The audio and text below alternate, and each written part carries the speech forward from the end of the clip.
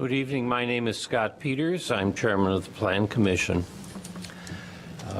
On the agenda tonight is the approval of the minutes of last week and a continued hearing which began 2 weeks ago. That would be the minutes of 2 weeks ago we have to look at.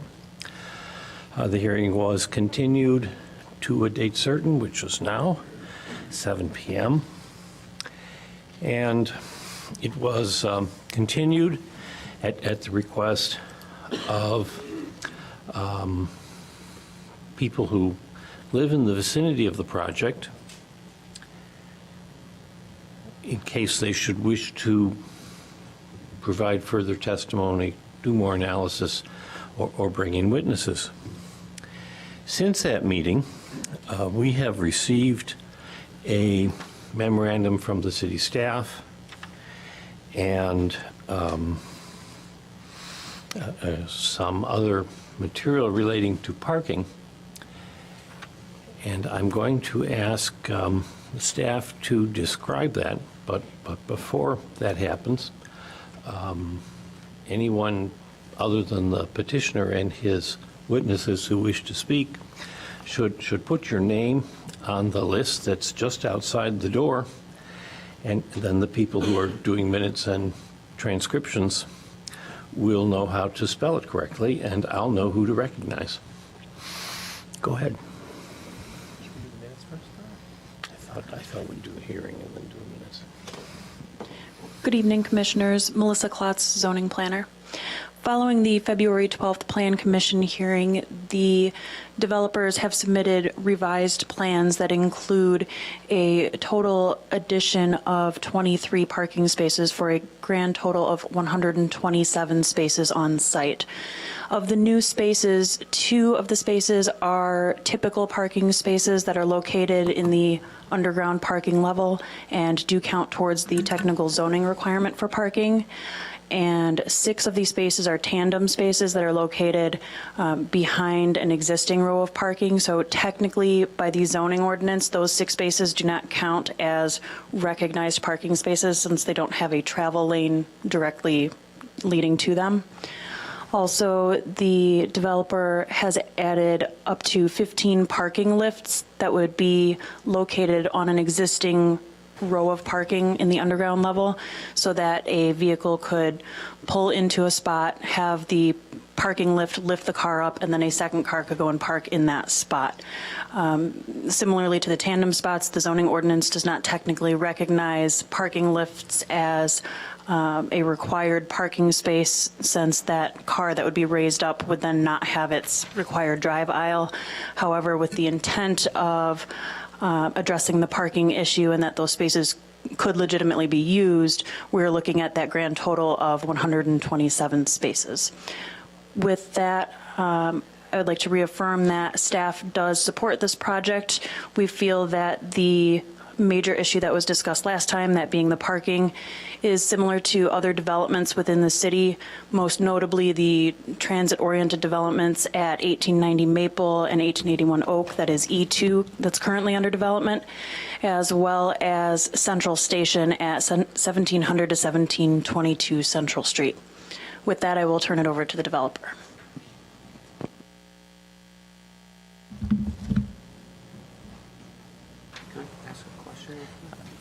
There is a question for you from one of the commissioners.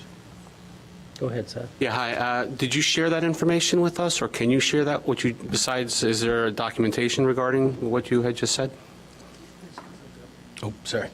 'Cause I don't recall seeing that in email. It was a packet To where? to all members. And At our home? posted online. Email.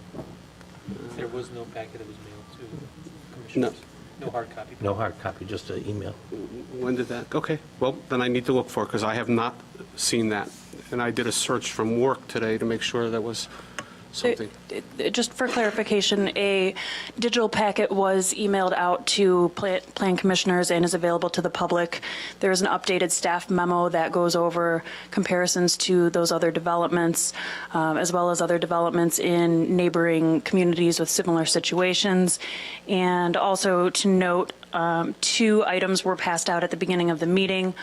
One is a letter from Associate Commissioner Dave Galloway, who could not be here tonight, and the other is an assessment of a total of 4 developments in Evanston, one being this project that is up tonight, and it compares both dwelling units to parking spaces as well as number of bedrooms to parking spaces, and gives comparable parking ratios for each of those developments.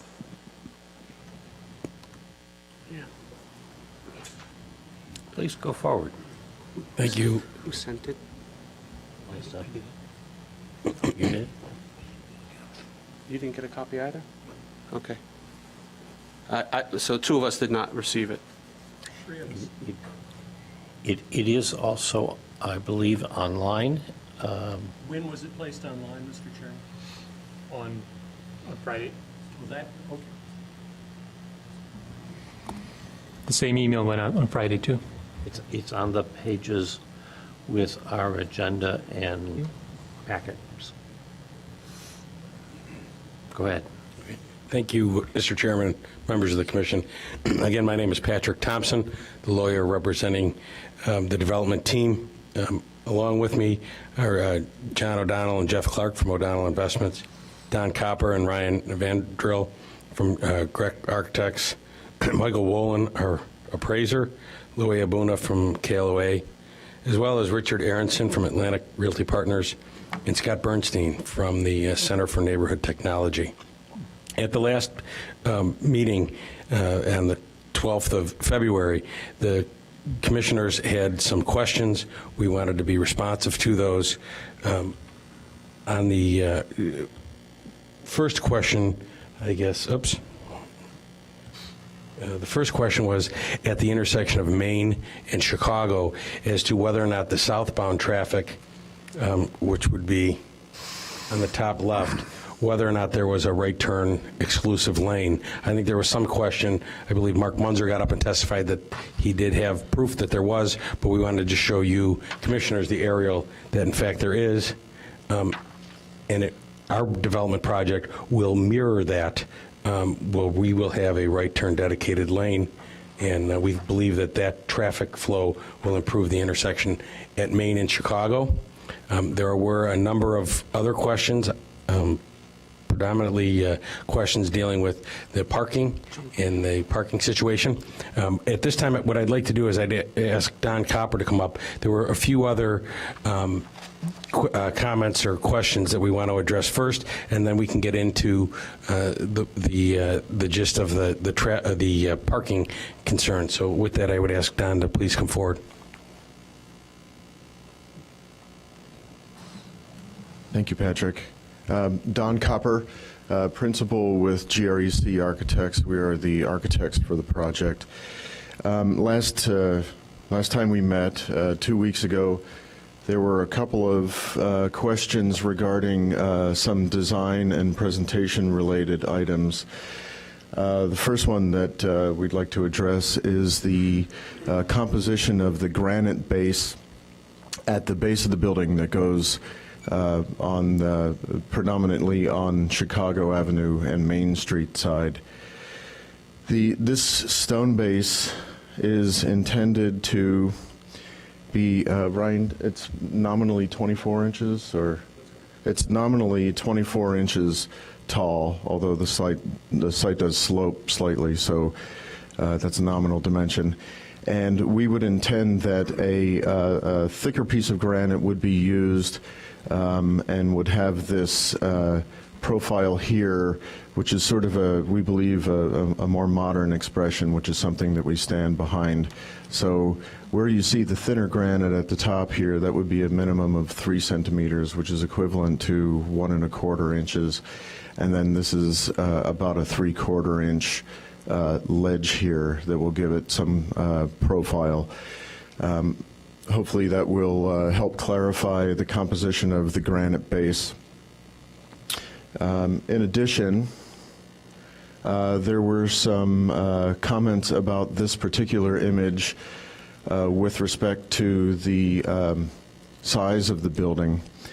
And I wanted to comment that this was This rendering is based on a photograph that was taken with a very wide-angle lens, the intent of which was to show as much of the contextual information as possible, including the newsstand to the west, as well as the building directly across Main Street to the north.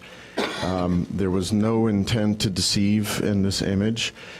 Because it is a wide-angle lens, it might make the building appear a little bit smaller because it is in the context of the neighborhood. But I assure you, and we've confirmed that the building is proportionate in scale to the height that it would appear, as well as relative to the neighboring buildings. There was another comment that said that we did not include any information on the neighboring buildings in our elevations, which we have revised to help out here. Some of these dimensions might be a little bit difficult to read, but this is the Main Street elevation, which indicates our 97-foot height of our building here. Relative to the Lucky Platter building across the alley, which we estimate to be at, is it 72? 77 feet. I'm sorry, my eyes aren't so great. This is the elevation, the east elevation, which is the elevation facing the alley. So really, what this elevation shows mostly is the relationship to the two-story building directly to the south of us. Looking at the south elevation, which is something that you probably won't actually ever perceive because there's a block of buildings directly to the south. But of course, this shows basically the reverse of what the north elevation shows. And then finally, the west elevation, which is the Chicago Avenue elevation, which shows the relationship to the two-story building directly to the south, as well as the building across Chicago Avenue to the north, which I believe is 105 feet relative to our 97. So hopefully these exhibits will help clarify a few things that were brought up in the last hearing. At this point, I would also like to report that prior to the initial hearing, we voluntarily gave a presentation to the Design Evanston group, and it was a very thorough presentation with many questions and many conversations that lasted about 2.5 hours, and at the end of which there was a quorum of members present, and they were asked by a show of hands to show support or dissent to the project, which they supported the project to the degree of 88% of the quorum of members that were present at the meeting.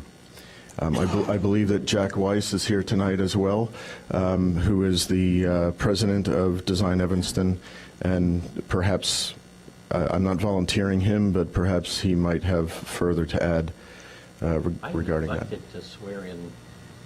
I neglected to swear in the witnesses, so I'm going to ask everyone who plans to speak and who has spoken to raise their hand and solemnly declare they're going to tell the truth and the whole truth. I do. And let me ask, have you told the truth so far, before you were sworn? It's hard for me to lie, to be honest with you, about these matters anyway. I'll take that as a yes. I'm very sorry to interrupt, but Yes, sometimes we yes. forget things. Okay, go ahead. Okay, so there will be other parking conversations this evening, but I wanted to address the what we had studied since the last hearing from an architectural perspective.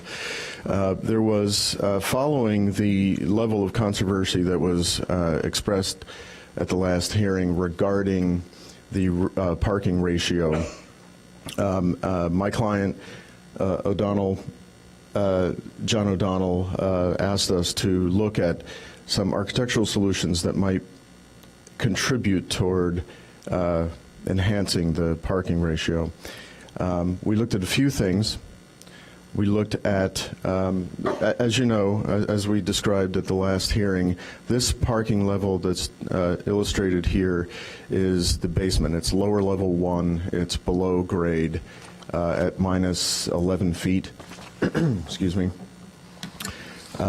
We looked at going lower than this, but we have a report that indicates, a geotechnical report that indicates that our existing water table is 13 feet below grade, and therefore adding another level of parking below grade would be both costly and risky. It would be inadvisable to build a basement level that is below the water table. Not only would it require a significant amount of cost to make sure that the water remains outside of it, but over the life cycle of the building, that is difficult to maintain. So that was ruled out.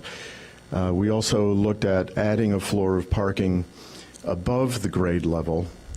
And this might be a little complicated to understand, but the difficulty there, well, the primary difficulty there is that it would make the building taller, which I believe is we're at our maximum height allowable by PD in a C1 6 zone. But there's another and slightly more complicated matter, and that is, if you think about the parking ramp that goes down from the east to the west down to the basement to access the parking at the basement level, in order to park at a level above grade, you would have to have a compatible ramp that sort of nests above that, parallel to that ramp, that would require ingress and egress to Chicago Avenue, which is contrary to the concerns that were expressed to us by the Department of Transportation and the Site Plan and Appearance Review Committee. There was a lot of concern about the conflict with both pedestrian and vehicular traffic on Chicago Avenue. So that's another solution, or another possible solution, that was ruled out due to other concerns that we have. What we did look at, and what we felt like we were able to accomplish, which Melissa has already described, but I'll show you in plan here, is we were able to be a little bit more efficient in our layout of the standard parking spaces. And we were able to pick up one space north of the elevators and one more space in this line that runs parallel to the ramp. Those are the two zoning legitimate spaces that Melissa described.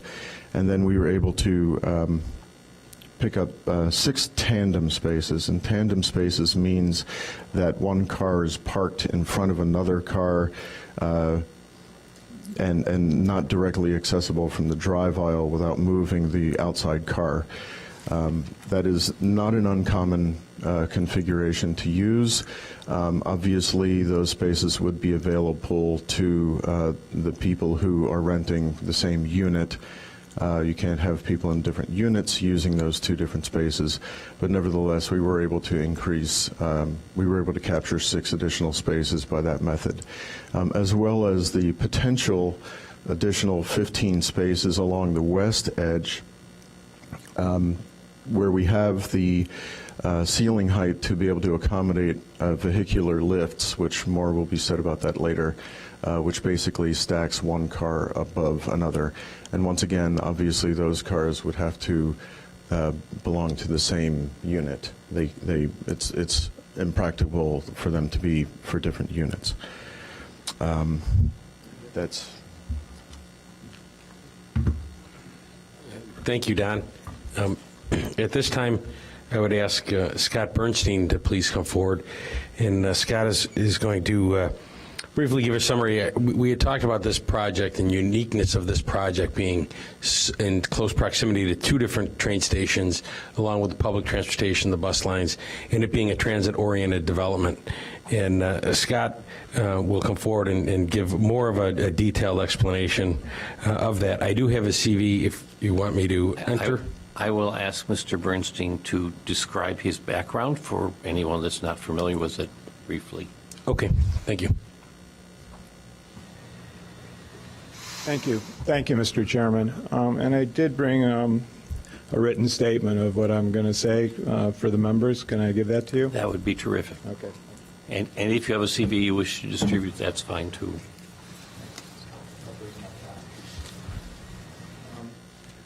I'm wearing two hats here. I'm a resident in the area. I live at 917 Elmwood, a couple blocks west of the proposed development.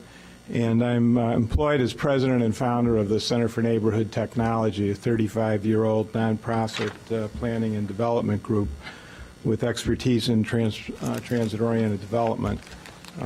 We're also the former owner and operator of IGO Car Sharing, which was purchased by Enterprise Holdings in 2013. So we operated that for 10 years, and I can speak to what the impact of car sharing is on parking demand, both in the area and generally. And also I want to state that we were not employed by the developer. We were asked to share what we've learned about the demand for parking in transit-oriented development generally and specifically at the Maine and Chicago area. And I'm happy to do that, as I would be happy to do that for anybody else who had a similar demand that meets our public interest purpose. We did a couple of things to prepare for this. We took a look at what car ownership actually is today within a half mile and a quarter mile of the corner of Maine and Chicago, and we split that out by in three categories: what the average car ownership per household was, what it is for homeowners, and what it is for renters. So we did those same figures for each of the station areas then on the purple line. We then took a look at current practice across the country in considering justifying lowering minimum parking requirements. The third is we looked at what the impact is of certain tools for mitigating the demand in the event that there isn't enough parking or that there's concerns about it.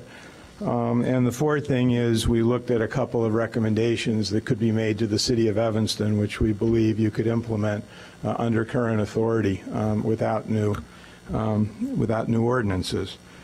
So real briefly, if you look across the entire region, car ownership averages 1.6 vehicles for every occupied housing unit. But within a half mile of the Main Street station, households average 1.28 vehicles per household, and within a quarter of a mile that drops to 1.17. Keep in mind that this data includes both owners and renters. The numbers are lower for renters. Out of the 861 renters that live in that quarter mile, 228 or 25% have no cars at all. Over 70% of that half-mile area's households have only 0 or 1 vehicle per household.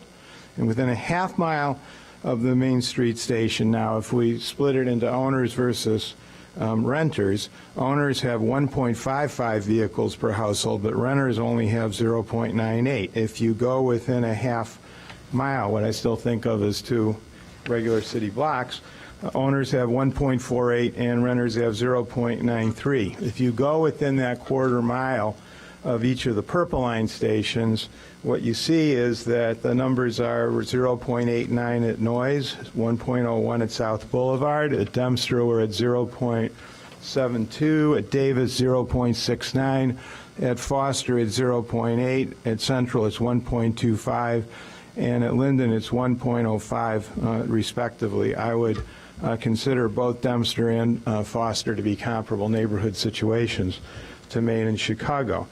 The next thing we looked at was the percentage of commuters who walk, bike, or take transit to work between 2000 and 2009, and it increased, mirroring national and area-wide trends from 30 to 33%. And if you add to that the roughly 4% that we believe work at home, and add a reasonable estimate for carpooling based on the citywide figure in Evanston, over 2 out of 5 workers in this area do not drive alone to work. There's good reason to believe that these numbers will continue to fall based on demographic trends, on measured data throughout the region, and on the response to economic conditions here. Notably, whenever gas prices go up, people tend to start considering doing something else. So on the lowered parking requirements, this is a big topic. There's a book a colleague of mine wrote called The High Cost of Free Parking, Don Shoup, that I would commend to people, and I had the privilege of sharing an office with Don when I was a guest lecturer in '95 at UCLA. And I think it's taken off in ways that he's found very gratifying since 1995 when I was there. And most notably, we're starting to see a move towards, believe it or not, the market taking the risk of building buildings like this with no parking at all. And yes, a lot of them are in places with names like Portland, Seattle, and San Francisco. But a little bit closer to home, a 99-unit building at Milwaukee, Ashland, and Division went in recently, rented up quickly. No parking except for shared cars.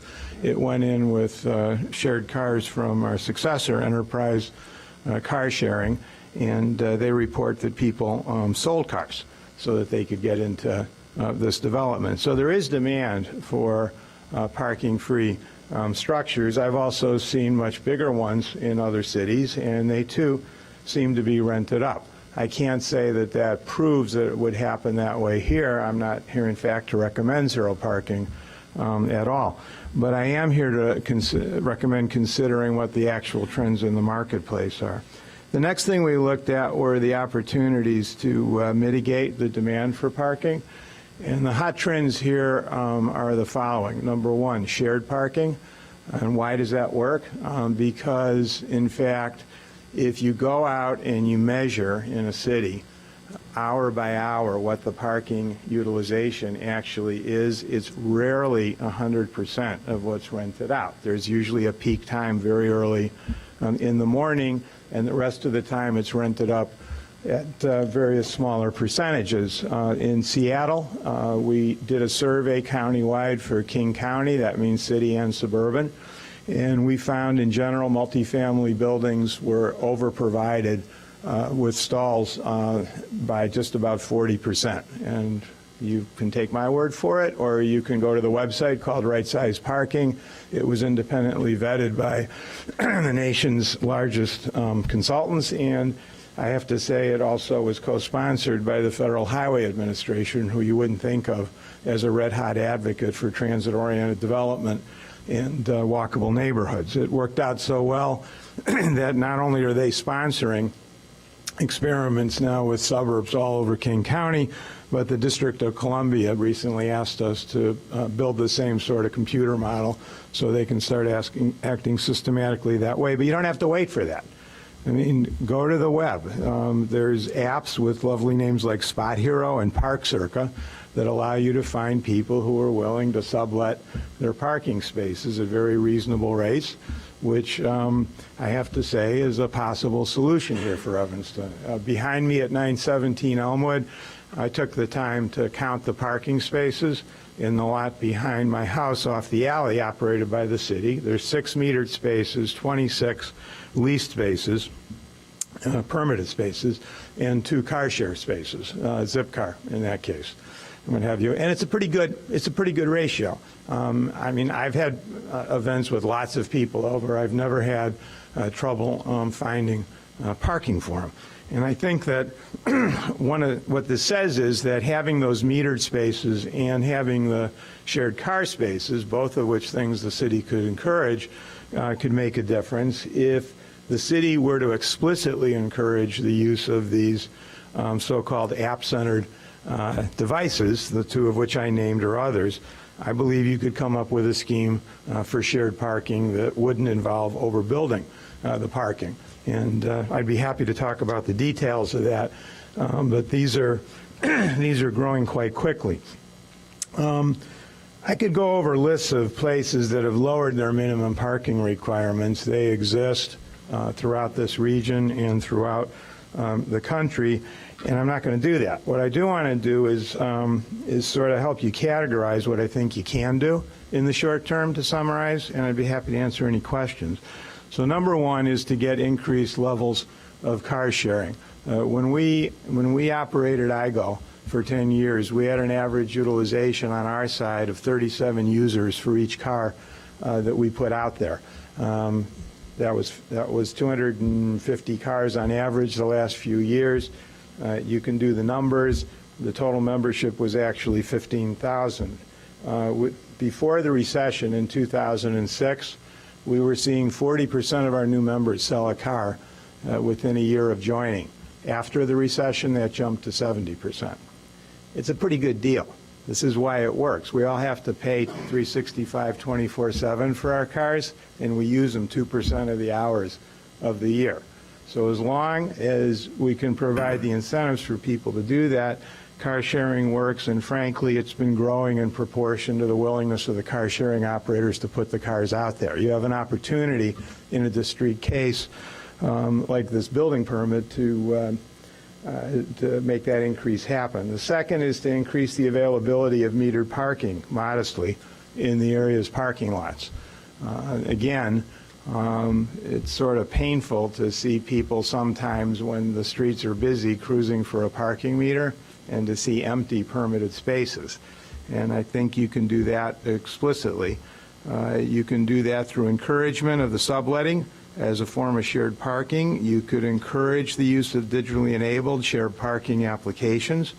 You could help accelerate, in addition, the rate of lease-up and utilization of existing and newly developed commercial spaces. This is a different strategy. So you're being asked to permit first-floor retail in a multi-story building, and those will be amenities not only to attract people from outside the neighborhood, but amenities that people could be walking to that otherwise they may have to drive somewhere to. And finally, I would recommend augmenting the City of Evanston's website to provide existing and prospective occupants the kind of information that could help build demand for locations that reduce the demand for and the cost of unnecessary transportation expenditures. Those households that get by with one less car per household are increasing their disposable income by 10 to 20%. That's why you're seeing the demand for transit-oriented development. It's a competitive advantage that you've got that most suburbs don't, that we have so many transit stops. So in a nutshell, if I had to do the math, these suggest to me that a good ratio for parking in a situation like this might be something like 0.8 vehicles per household on the residential side, and something like one parking space for every other commercial employee for the intended uses on the first and the second floor, both the retail and the commercial and the public space intended for the second floor as well. If I've done my math right, excuse me, it's Ryan here. If I've done my math right, that gives you roughly 88, would give you by that method roughly 88 parking spaces on the residential side and 30 or so on the non-residential side. And if you put in 6 to 10 spaces for the occasional visitors, which if you work the math backwards, that gives you the sort of flex you would have if it was all street level parking, you come up within a space or two of the method that the developer has proposed here. I don't think this is a radical proposal. I actually think it's the high end of what one might shoot for. I'm not here, as I said, to push for zero parking. I think you have a lot of flexibility in this, and frankly, I think that once this thing gets built, there'll be a lot of parking spaces sitting there before the units are occupied, and there's a chance to experiment with some of the shared parking benefits for the adjacent neighbors as well. And I thank you very much for the opportunity to share these perspectives, and available to answer any questions. Thank you. Let me ask the board members to go forward. Mr. Ford? Scott, what's the source, what was the raw source of your data on ownership within the 1.5 mile circles? Thank you. That's the American Community Survey, which Okay. is done every year now. Yeah. And it's on a rolling basis. They look at 5-year averages and they update them annually. And that's what it was. And it was done at the census block group basis, and we calculated that for each of the census block groups. Then we used GIS to apportion them within the circles. And then we checked the totals for each city against the permitted amount of total car ownership, which you can get from the state of Illinois. And that, and we didn't put it in until we were sure we were really close. Okay? Thank you. Sure. Go ahead. Question? I have a couple questions. Thank you for your testimony. You say over 70% of the area's households have only 0 or 1 vehicle per household. Right. I'm sorry. Yeah, I'm supposed to turn that on. Thank you. I've been doing this for 6 years, and I still forget to turn on the microphone. It says over 70% of the area's household have only 0 or 1 vehicle per household. That's correct. And then in the area, it says 25% have no car at all. So I do statistics for a living and stuff, but could you tell me how many households have 1 vehicle? I could. I didn't bring the total. I just find combining 0 or 1 Right. a misleading number, because we're looking at parking and we want to determine how many households have a car. Be happy to get you tomorrow morning the actual counts that were given. It's the same source as before. The question on the census form, on the ACN, allows you to identify 0 or 1. And then there's a separate one that allows you for renters to identify 0, and that was the source of the information. Okay. So Mr. Bernstein, could you I would do provide it that differently if I was the census. to our staff? You would too. Okay, thank you. And provide a paragraph on the allocation system used. Absolutely. Yep. We'll give you a paragraph, and we'll give you a table, and we'll give you the exact source so you can verify it if you'd like to do it. You also stated, I believe, that the trend is to be reducing to 1 car per household? The trend is both for reduced cars per household and reduced vehicle miles traveled per household per year. So it wasn't reducing to 1 car, it's reducing cars per household. That's correct. Okay. Right. And then one other question, I may have heard wrong. Were you comparing Foster and Noyes to the Main Street area? Yes.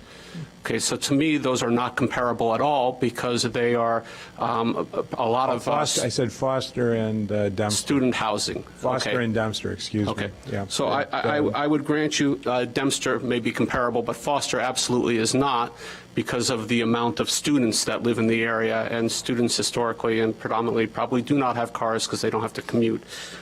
Okay, thank you very much. I You're appreciate very it. welcome.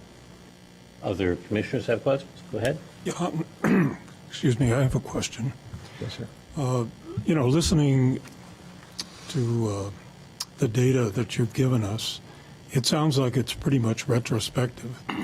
My perspective on the issue of parking, or at least one perspective, is that we have really 2 problems. We have a short term and we have a long term. Okay. I don't disagree in the long term. People will take advantage of public transportation and become less dependent on their cars.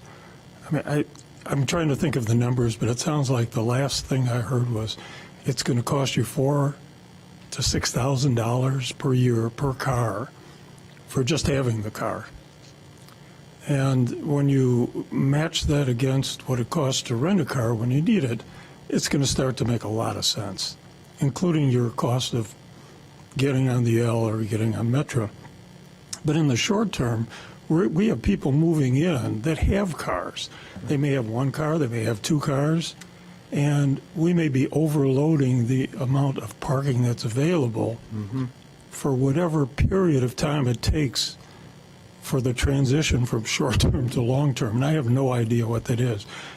Do you have any idea of what that transition period is that we're going to have to deal with the parking issue? So it depends on how quickly this development could be rented up once it's built. If everybody were to move in on day 1, you would have a classic peak demand problem. Whatever the loading is on the street, you would experience it not only all at once, but there wouldn't be any time for people to learn how to adapt to it. That's a very rare situation. I'm not a developer, but I'm told that it's going to take a while to rent this up. If you look at the Amley development that went in down the block, it's taking them a while, I think. Yeah, but I think it's really more than the the loading rate. I think people that are moving in aren't going to say, I'm moving here, I'm going to sell my car today.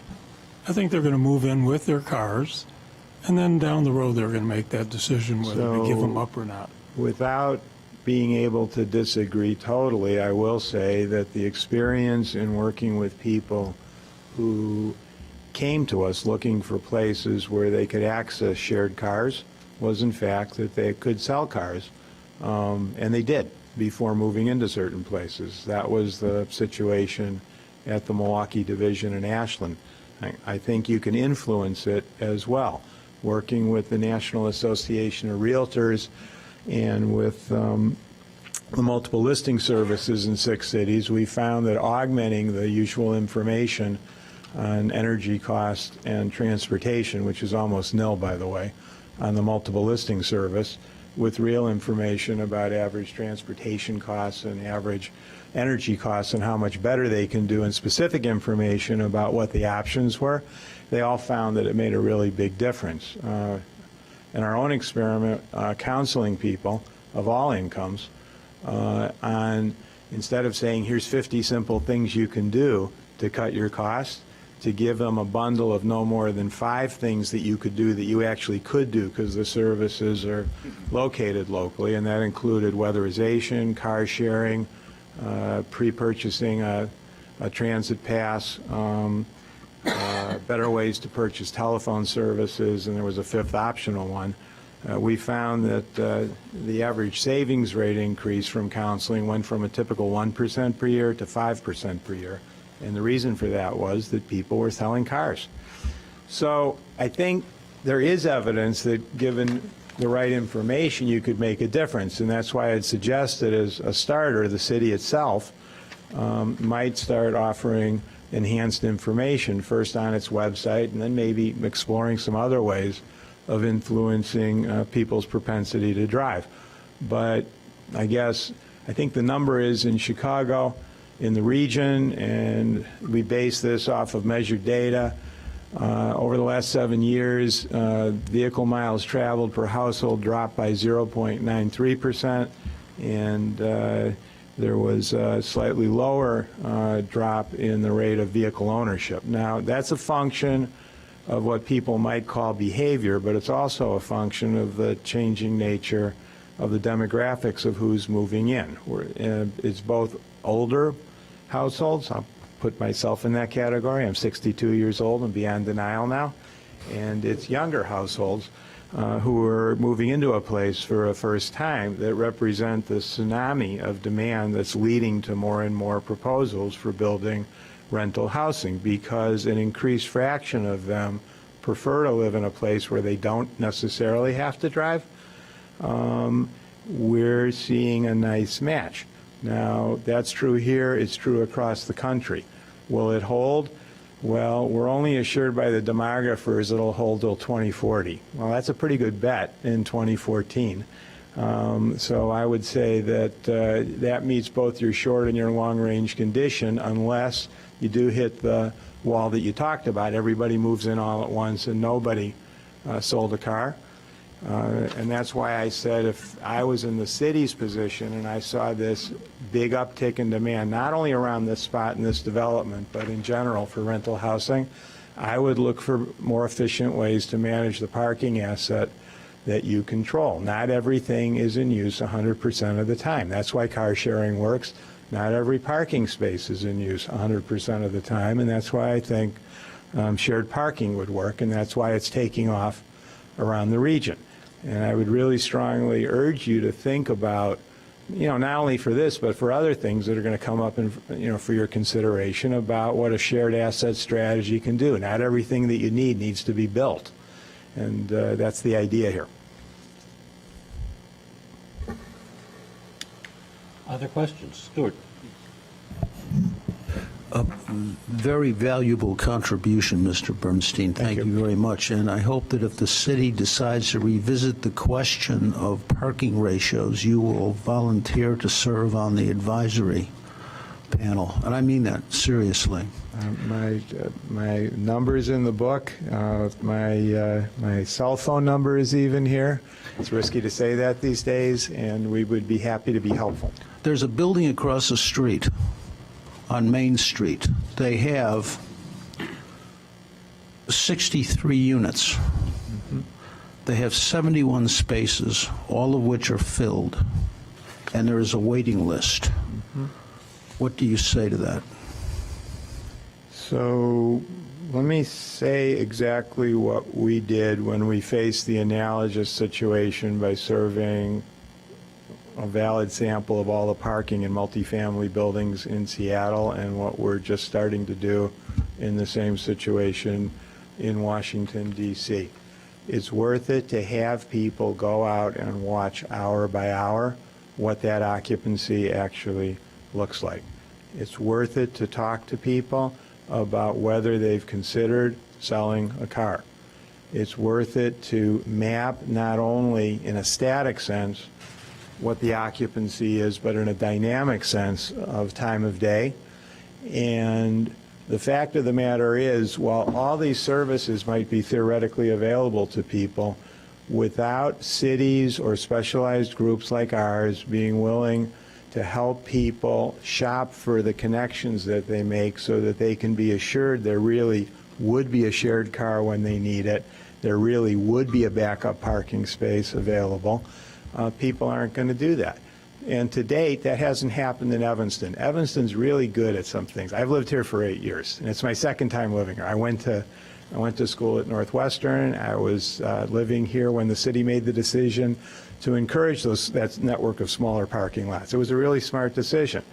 Evanston has yet to have a systematic approach to transit-oriented development. It has yet to systematically help people work through the choices such as shared parking.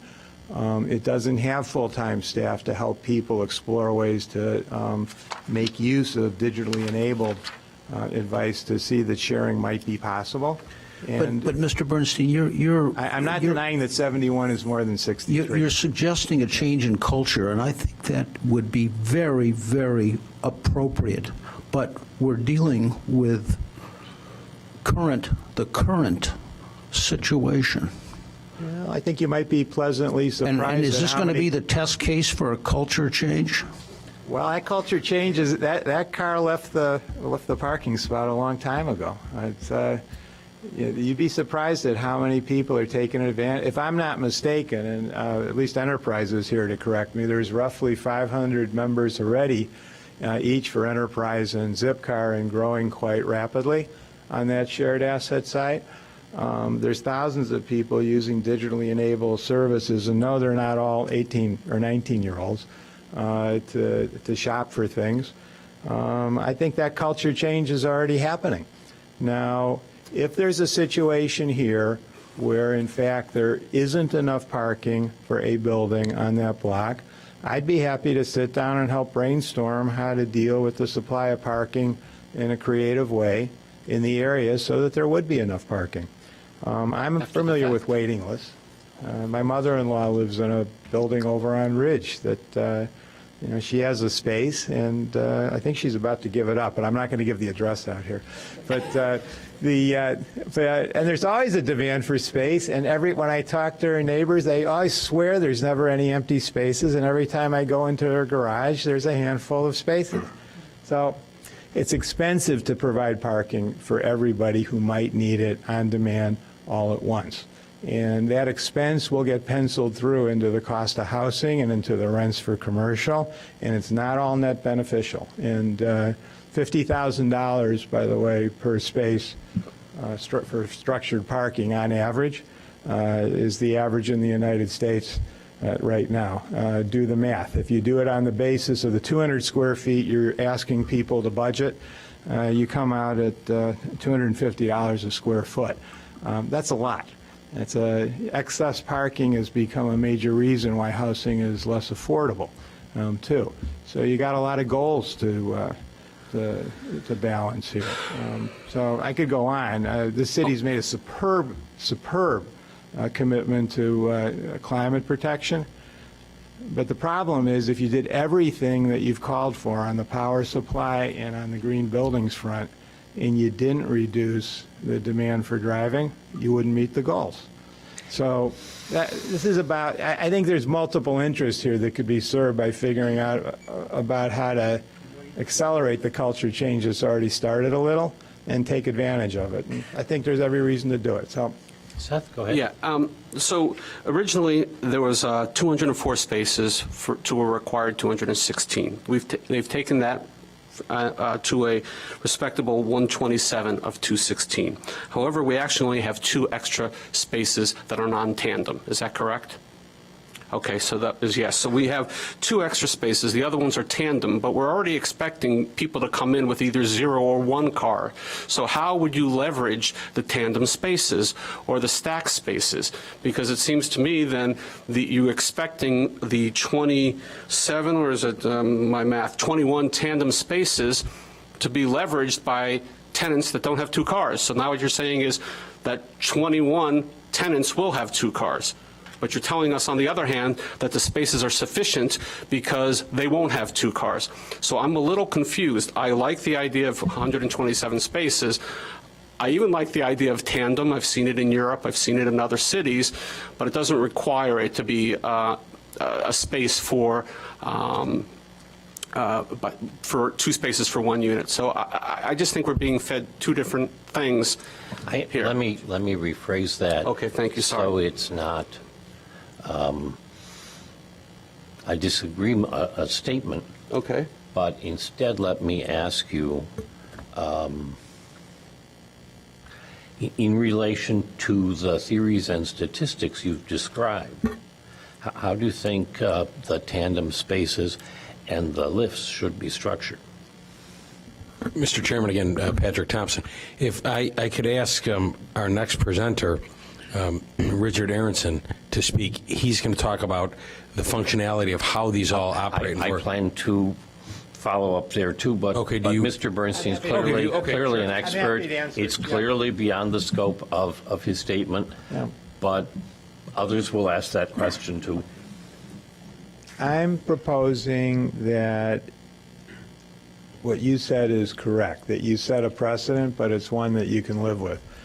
If you build in enough flexibility here by encouraging enough car sharing, getting the information that people need about the value of owning fewer cars and driving them less, and putting into place the kind of system that would allow people to share parking spaces, you're going to be more than okay.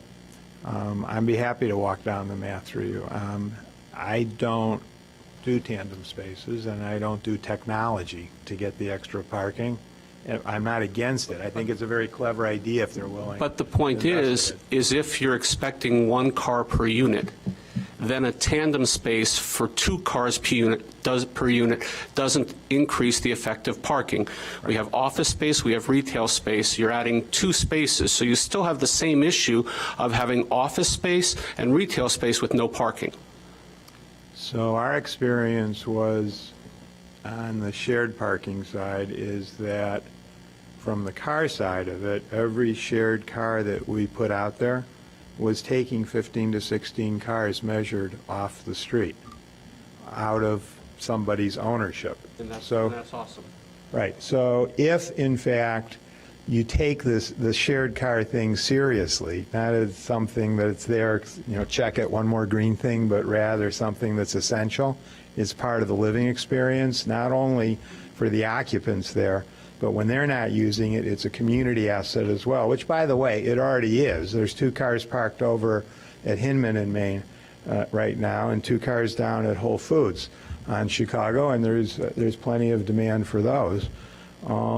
Then I don't know that, I can't promise that you'll hit 16 cars per every car that you put out there, but there's a big difference between starting out with 2 shared cars and growing it to some bigger number, or 3 or 4 cars and starting it to some, moving it to some larger number. So I think you should encourage trying a number of these things. My guess is you'll find that some of them work better than others, and those are the ones to try more of. The developers built some flexibility into this, as they've shown, by the ability to change in a very short period of time the layout of the parking within a fixed space that was already there. He may find that he's pleasantly surprised by the response to shared parking and car sharing, and that gives him another option. So I don't think you're squeezing anybody to start it out like this. My own feeling is I doubt that this thing's going to be rented up overnight, and you're going to find that there is shared parking available for quite some time for people to experiment with anyway. And I haven't studied it, but I'd be happy to look at what would happen in the tandem situation and how that would affect the statistics. Thank you. Thank you. Thank you again, Patrick Thompson. I do have the CV for Mr. Bernstein, and also our next speaker, Richard Aronson from Atlantic Realty Partners, who is also a partner in this deal, but also the property manager. And he's going to address, I think, some of your concerns, Commissioner Freeman, on how this works, the reconfiguration where there's dedicated parking for the retail, how it works with respect to the office and that shared spaces. So with that, I would present Mr. Aronson. Ask him to come forward. If you could leave that resume with staff so that we can mark it and have it available to the public. Thanks. Good evening, everyone. Richard Aronson. I'm with Atlantic Realty Partners. It's a pleasure to be here. I believe this is roughly my 10th anniversary from the first time I appeared before the Plan Commission. We developed the Reserve at Evanston at the corner of Ridge and Green Bay and Emerson. We're also the developer of 1717 Evanston, which is also on Ridge, and that was completed just a couple years ago. So we have we had the privilege of doing a good bit of development on Ridge, and we look forward to this project at Chicago and Maine.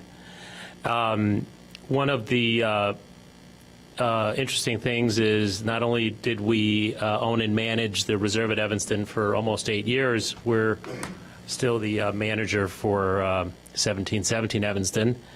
And as a result, we have very good firsthand knowledge as to the parking demands of these multifamily buildings in the city. And we'd like to share them with you this evening. Also, I just wanted to mention by way of general background, our company is based in Atlanta. We have a regional headquarters here in Chicago. And in addition to our project here in Evanston, we have a project currently underway in Glenview, as well as one in the West Loop downtown. The light over there. So as it relates to the city, what we have done is provided you some information here on the major multifamily buildings in the market. Excuse me. So at 1717, the first one there, 175 units, and I'll use my pointer here. That has 196 spaces. That's a ratio of 1 and 1.14. It's 2.5 blocks of transit. There is no retail. It currently has about 143 units leased. Almost, we're getting close to being stabilized.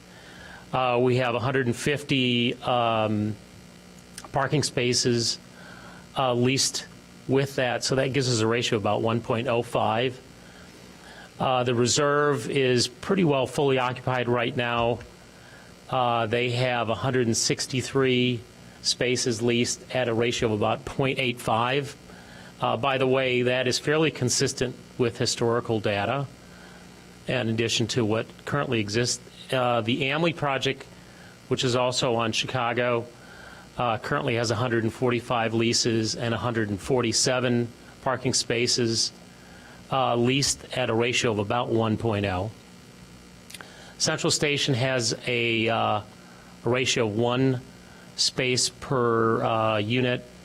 They are in lease-up. We don't have data from them as it relates to the amount of parking utilization. And the project under construction, E2, is proposed to have also a ratio of about 1 space per unit.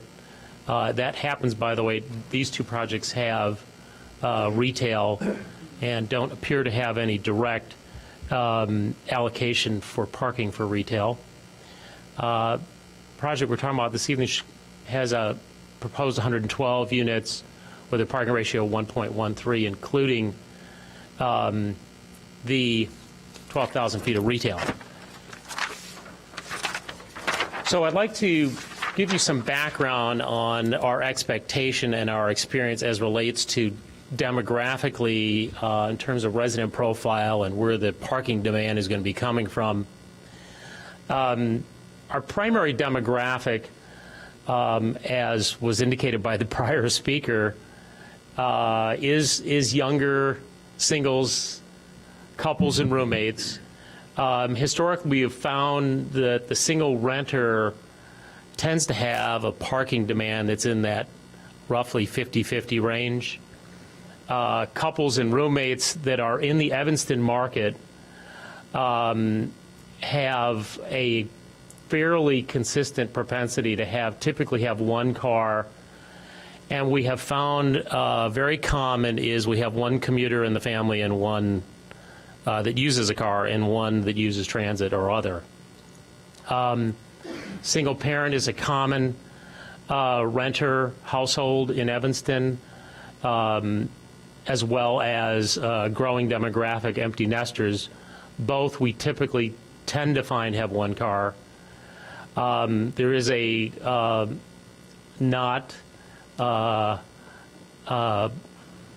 I should say there is a significant student population in the renter population in Evanston. However, for the buildings that we're talking about, which are all very high quality, what we call Class A or Class AA buildings, most of the student demand is from graduate students, predominantly because of price point.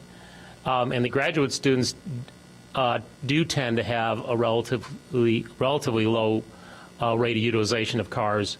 We estimate to be around 20%.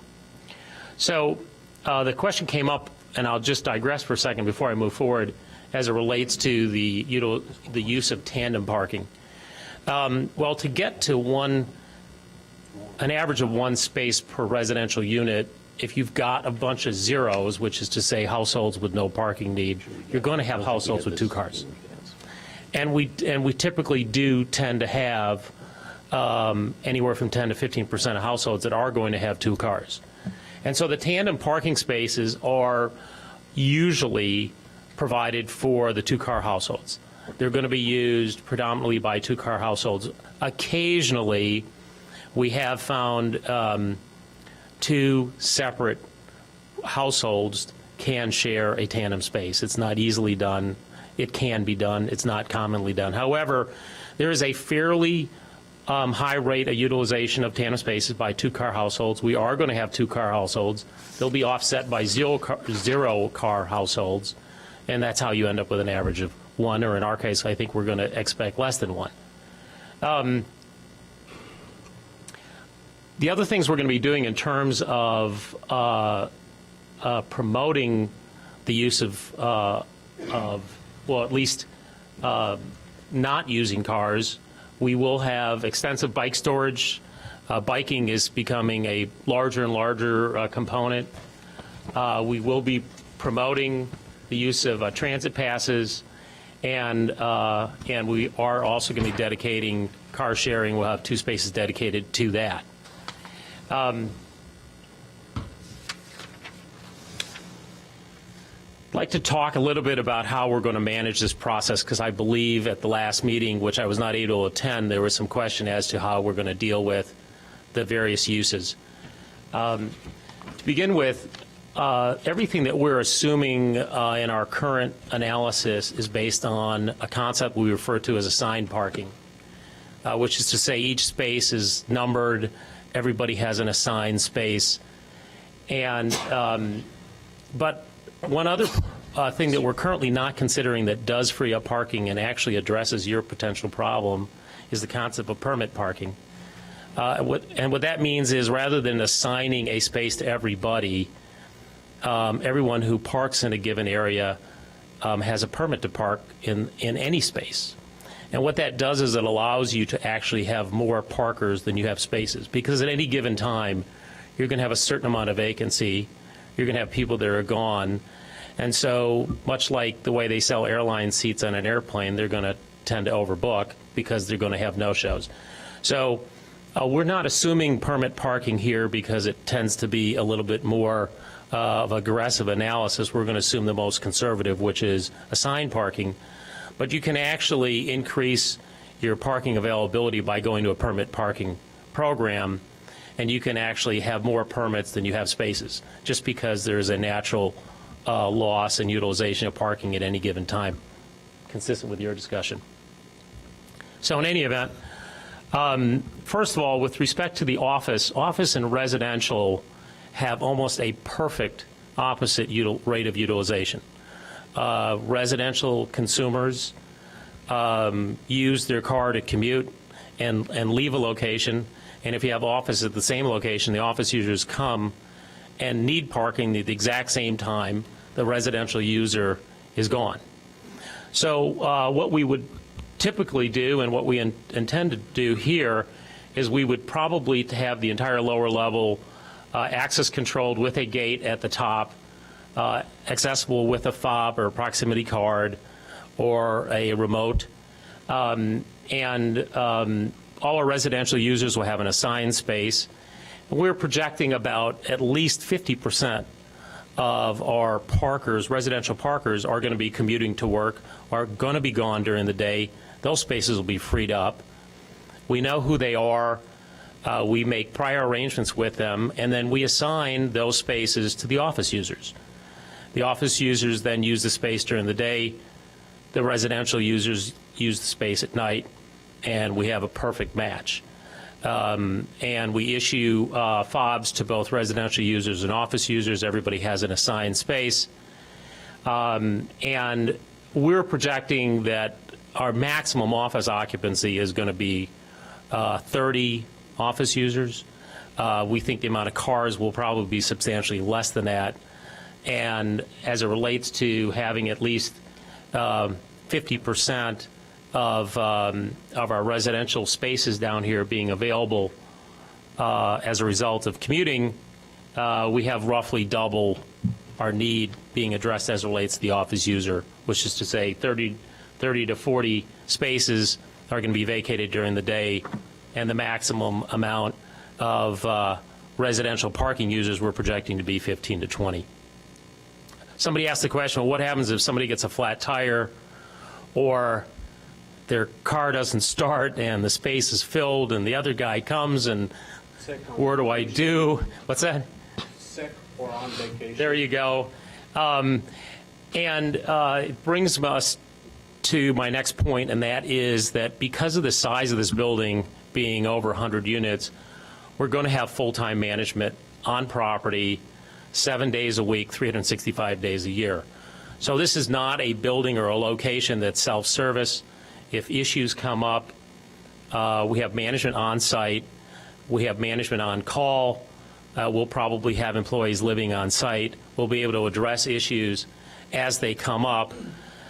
And as far as nights and weekends, we do a lot of leasing in the evenings. We do most of our leasing on the weekends.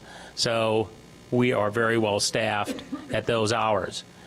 If it becomes problematic, we have the option, as I mentioned before, we can go to a permit format, which allows us to have any open space available.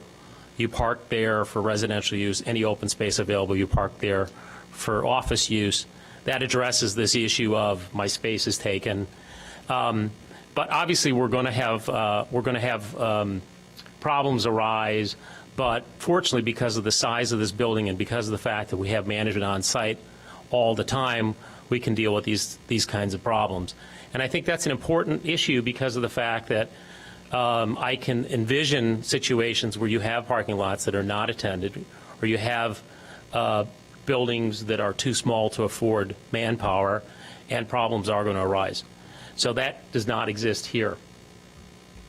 Want to talk a little bit about the retail. We're currently proposing to have a certain amount of space dedicated specifically to retail, and then we have, and that's shown as 13 spaces. We have another 15 spaces that are dedicated to residential. We believe that of these residential spaces, some of those will probably be available during the day, and so we'll also be able to swing these spaces for the retail user in a similar fashion to the way that we can also swing double utilization of spaces in the lower level for the office users.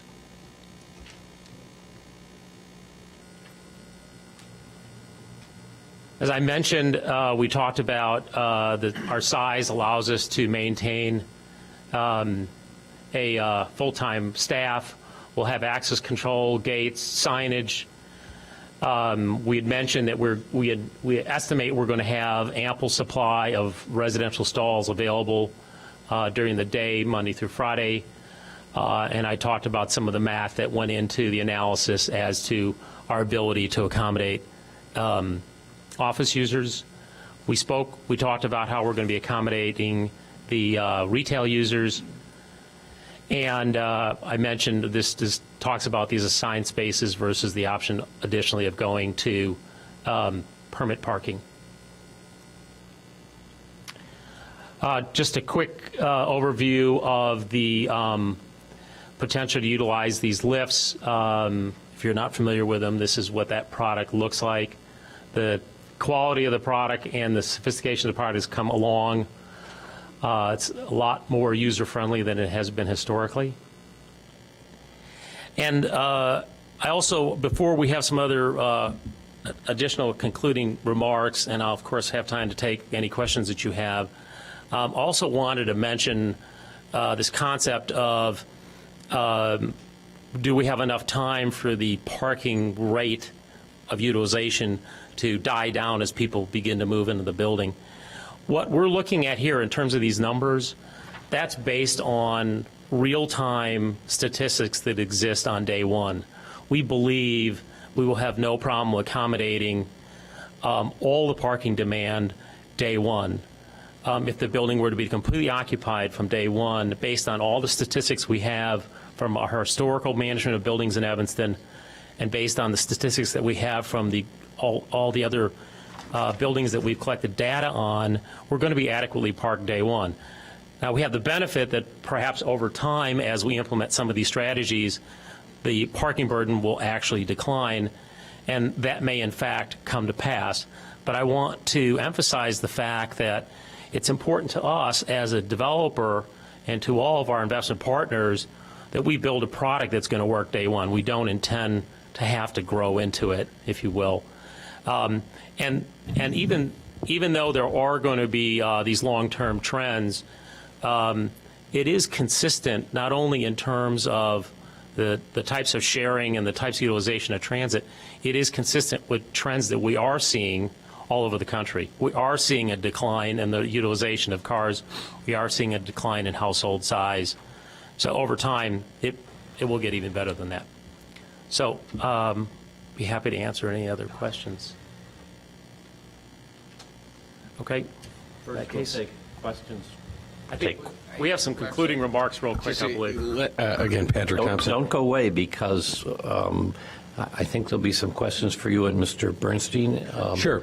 From both the panel and the public. We just, John O'Donnell wanted to make some concluding remarks.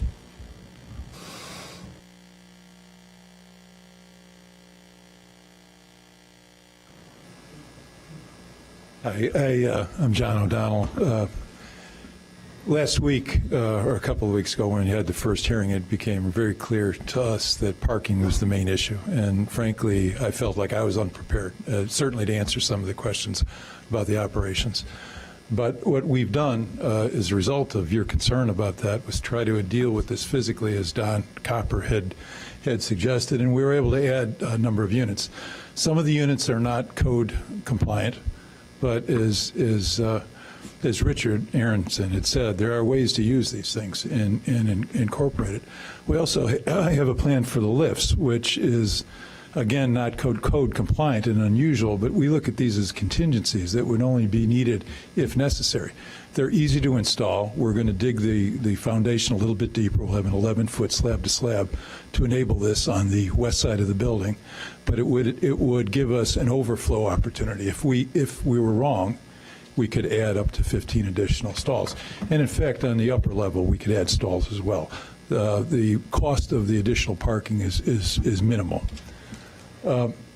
We looked at operationally, which Richard described, and I think particularly paid attention to how we would market these specifically to people who did not use cars. We would encourage the use of zip cars. We'll have 2 zip cars at least. Zip cars are IGO cars. There are people from IGO here to testify to that. And we may have more if demand warrants it. But one of the things we intend to do is to give free memberships to people who lease in our building, or get perhaps 5 hours a week where they could use it without use of a car. So that's a means of marketing. We also talked about giving Venture passes and Metro passes, again, as inducements to people to come to this. So we're intending to change the demographic and meet the demographic requirement that was needed. On Appendix 1, we looked at other communities that have initiated transportation development ordinances, and the probably least restrictive, in other words, the ones that were most conservative, reduced the parking requirement by 25%. And I think if you applied that to the code conditions with the amount of parking and shared parking that we've proposed, we would be compliant with the requirements.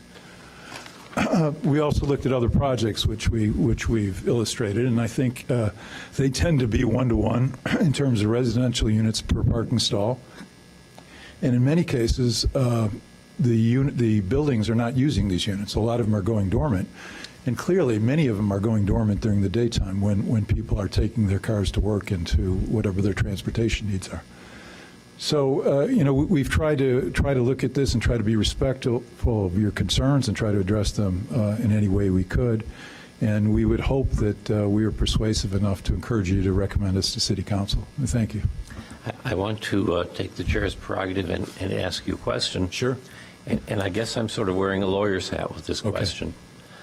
One of the things that happens Not a lawyer. in some places with PUDs is lots of promises, and they're not incorporated into the PUD ordinance Right. as requirements and conditions.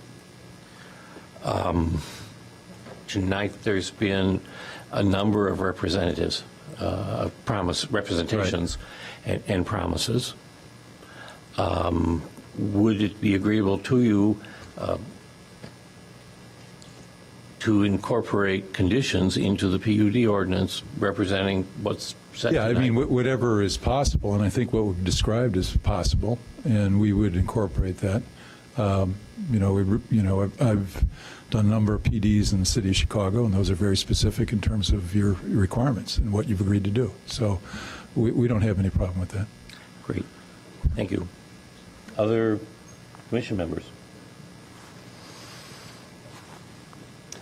So questions can be asked of Mr. Aronson also? Yep. Go ahead, Mr. Frieden. You brought up that you have 50 bike spaces, and I know that you're encouraging alternative forms of transit. Do you know what the average number of bikes per unit is? It varies. It's been running about half a bike per unit, which is about 50% of households typically have at least a bike. And it varies. It's seasonal, not surprising. But I would say for the most part in Evanston, it's about half a bike per unit. Do you then anticipate, instead of people having cars using bikes for alternative transit? And then do you anticipate that being a requirement to rent if they're not going to have a place to park a car, but at least a place to park a bike? And then do you feel that the 50 is sufficient? Well, I think it's interesting that you presented that. We had a conversation earlier today about whether we should start renting bicycle parking spaces, to which I laugh because I can't envision that, although I've been told in other markets it's done. No, I can't say that I can't envision a scenario in which we're going to require people to have a bicycle. It's not a bad idea. No, I didn't ask you that you would require them. I said, do you expect them to? And if it's a transit-oriented or mass transit-oriented building versus having a car, it seems to me that those type of residents would have an alternative method to get around besides feet, and that might be might be bicycle. Yeah, I think there's a potential here that we're going to have a higher rate of bicycle use. Fortunately, we have the ability to expand our parking allocation because of the space requirements of bicycles allows us to find space for them in various other locations, either in the building or in the parking garage. It's our desire typically to keep them all in one place, and we're currently envisioning them being in one place. But if we have a need to grow the space for bicycles, we can do that. The other thing is we also have, I won't say a large number, we do have a good number of bicycle users that like to keep their bicycle in their home.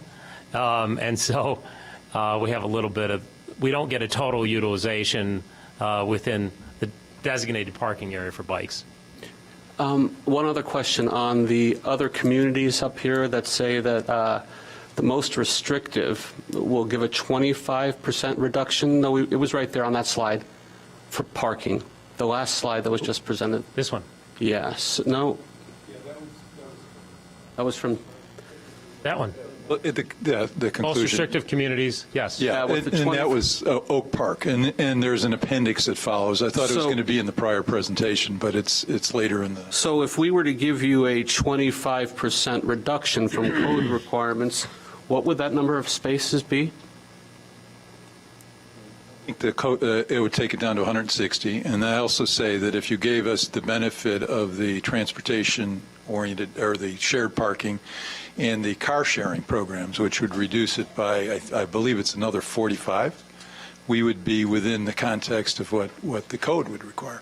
So it really gets down to the shared parking. You know, do you accept the fact that parking spaces that are available during the day but not in the evening, would be useful for the office workers? Okay, thanks for the clarification. I didn't get that from from what you had testified to, but thank you very much. I apologize. Because the 25% reduction would not get you to that part. Not without the shared parking. Okay. Other questions Thank you. from the commission? Go ahead. I have a preliminary question to Ms. Klotz. The staff supplement to the recommendation for approval of the plan development application. There was reference to 1890 Maple, which is the E2 development, right? And is that a plan development? Yes. And so that particular project has a ratio of, what was that number? That's the one I think I missed, but I thought it was 1 point something. What is it? Is it, 1.01? It is 0.99. 0.99, so it's less than 1. And that was a plan development. That project is currently being constructed. Correct. And that developer, property owner came before City Council and received approval for that project with a 0.99, correct? That is correct. Okay. And then Central Station at Central Street has 1.01 as the ratio, correct? Yes, that is correct. And that also is a planned development. Yes. and that particular developer and property owner came before City Council, and they received approval to do that project Correct. at 1.01. And to clarify, both of those projects approved with those parking ratios. Originally, each of those projects started out as slightly different plan developments, so when they reached the Plan Commission, you guys saw different numbers. Both of them came back with amendments that went directly to the Planning and Development Committee and City Council, so Plan Commission did not weigh in on the amendments, which were what brought those down to the .99 and 1.01. Okay. So when it came before the Plan Commission, they had a higher ratio? Correct. Okay. So notwithstanding the Plan Commission's recommendation to approve at a higher ratio, the City Council then elected to exercise their ultimate prerogative, and since they are the final decision-making body, they approved both of those projects at those ratios. Yes. Okay. So this particular project, since the last meeting, has come with a proposal to address the parking issue that was raised at the last meeting. And so now the current proposal, or the current plan, is to have, or the new ratio would be 1.13. Yes. Okay. So did staff looked at the other projects that it cited, 1890 Maple, Central Station, and it also looked at the other uses in development in the area to reach its recommendation? Yes. That's all right. That's our understanding. Commissioner, sorry if I may. Just wanted to point out that both of those developments also have retail spaces that have no parking for them. Okay. So I guess the point that I'm trying to get at is, or try to get clarification on for everybody, is that this is a project that has addressed the parking issue, parking deficiency, however anybody wants to describe it. Correct. Is that, I mean, on a factual level? Yes, that's why staff firmly believes that the parking issue has been addressed. It is the same situation as the other two developments, possibly even more transit-oriented design, given that it's even closer to any train stations and being both the CTA and the metro stations, as well as the bus routes, bike paths, et cetera, as compared to the other two projects mentioned. Okay. And those other two projects, did they present any evidence as to how they were going to manage the parking, or suggest ideas that have been discussed or represented here this evening about shared parking, or employing really what I think are more practical, useful ways to utilize parking spaces? And just anecdotally, and I brought this up at the last meeting, I think, either on the record or off the record, I pay for a monthly parking pass to the City of Evanston, which I'm happy to do, for the parking garage in downtown Evanston. I do it for a variety of reasons. I got tired of paying tickets and trying to beat the meters. But what I find interesting is that I pay that monthly parking, but I can only park in one parking garage. I can't park in the one on Davis, even though it's owned and operated by the City of Evanston. I have a transponder. So this is a development project where they're proposing implementing some other parking arrangements or ideas on how to maximize and use parking, more smartly. And I think the gentleman who also spoke, and again, it's late in the day, I've had a long day myself, so I'm not remembering names, but I can definitely remember faces and what people said. This is a project that is proposing, unlike the other ones, ways to utilize the parking that they are going to be providing for the project.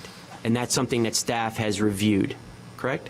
That is correct. Specific to the E2 development at 1890 Maple, there was not a large discussion talking about how the spaces would be used, anything like that. That is entirely residential parking. There is no intent for shared parking at that site that I'm aware of. As for Central Station, when that development went to P&D and City Council for the amendment, which substantially reduced the parking on site, there was significant documentation provided that explained why less parking would be necessary in that area. I don't believe it specifically went into shared parking or car sharing. They substantiated that with all of the train stations, et cetera, that there would not be a need for more parking than that. Okay. Thanks. Are there any other questions from the commission? Just wanted to ask a couple of follow-up questions. But both Central Station and E2 does show that it is basically a 1-to-1 ratio for dwelling units to parking units, Correct.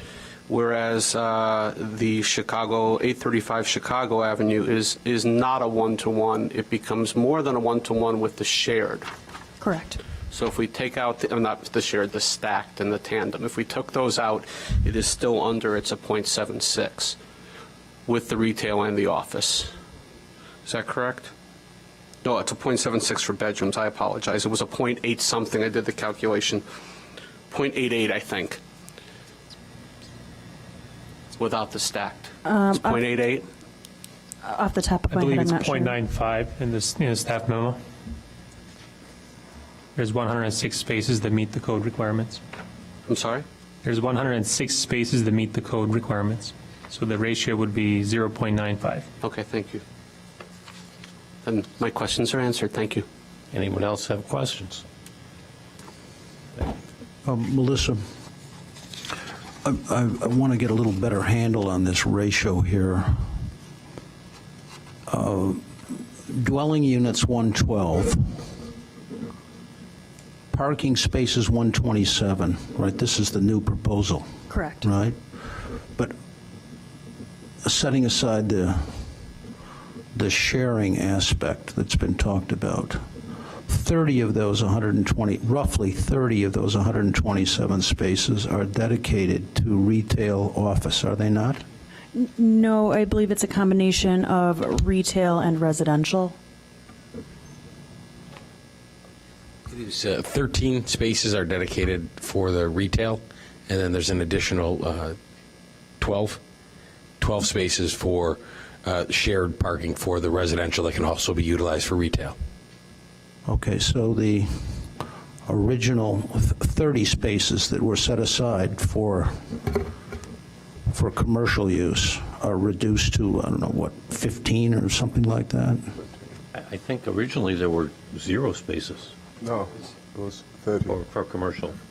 Well, Right. commercial, We office, increased- and retail. Well, and then the office is different. When we're talking about the retail and the 13 spaces along with those 12, that's all a grade level Yeah. parking. The office space will utilize the space in the basement, which is the residential parking. And as Mr. Aronson explained, when those residents pull out to go to their offices, that's when the office users will utilize at most somewhere in the neighborhood of 20 to 30 spaces of the below grade parking Okay, for and office. so you have to have sharing to make this thing work, at least theoretically. I believe that from a transit-oriented, it makes sense to have that, because otherwise we'd have spaces that sit idle. Is that a yes? Yes. And to Mr. Freeman's point, a lot of the tandem spaces, you're adding about 25 double spaces, whether they're tandem or whether they're lift, right? 21. 21. But some of those, if you figure 10 to 15% of the residents will have 2 cars, you still have 5 or 6 or 7 spaces that will not be used. Would you agree? I would ask Mr. Aronson to come up, please. So they'll never put up their tandems. So it counts in Yeah, the you're right. overall number, but Well, it's two things. It's not a perfect science, and secondarily, it's dynamic. It will change over time. So the data we're giving you is just based on information that we have on historical. But you're correct.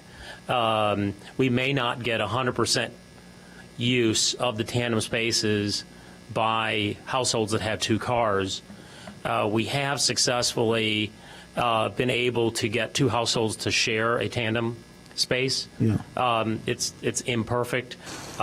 We economically achieve that by reducing the rent to the users, and that seems to make the world go round as it normally does, and we're able to accommodate that.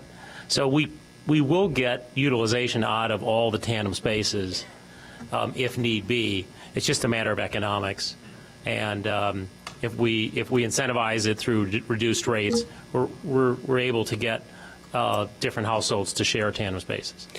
I really hope this project goes through, but my concern is what doesn't fit into this building is going to spill out onto the streets and aggravate an already existing problem.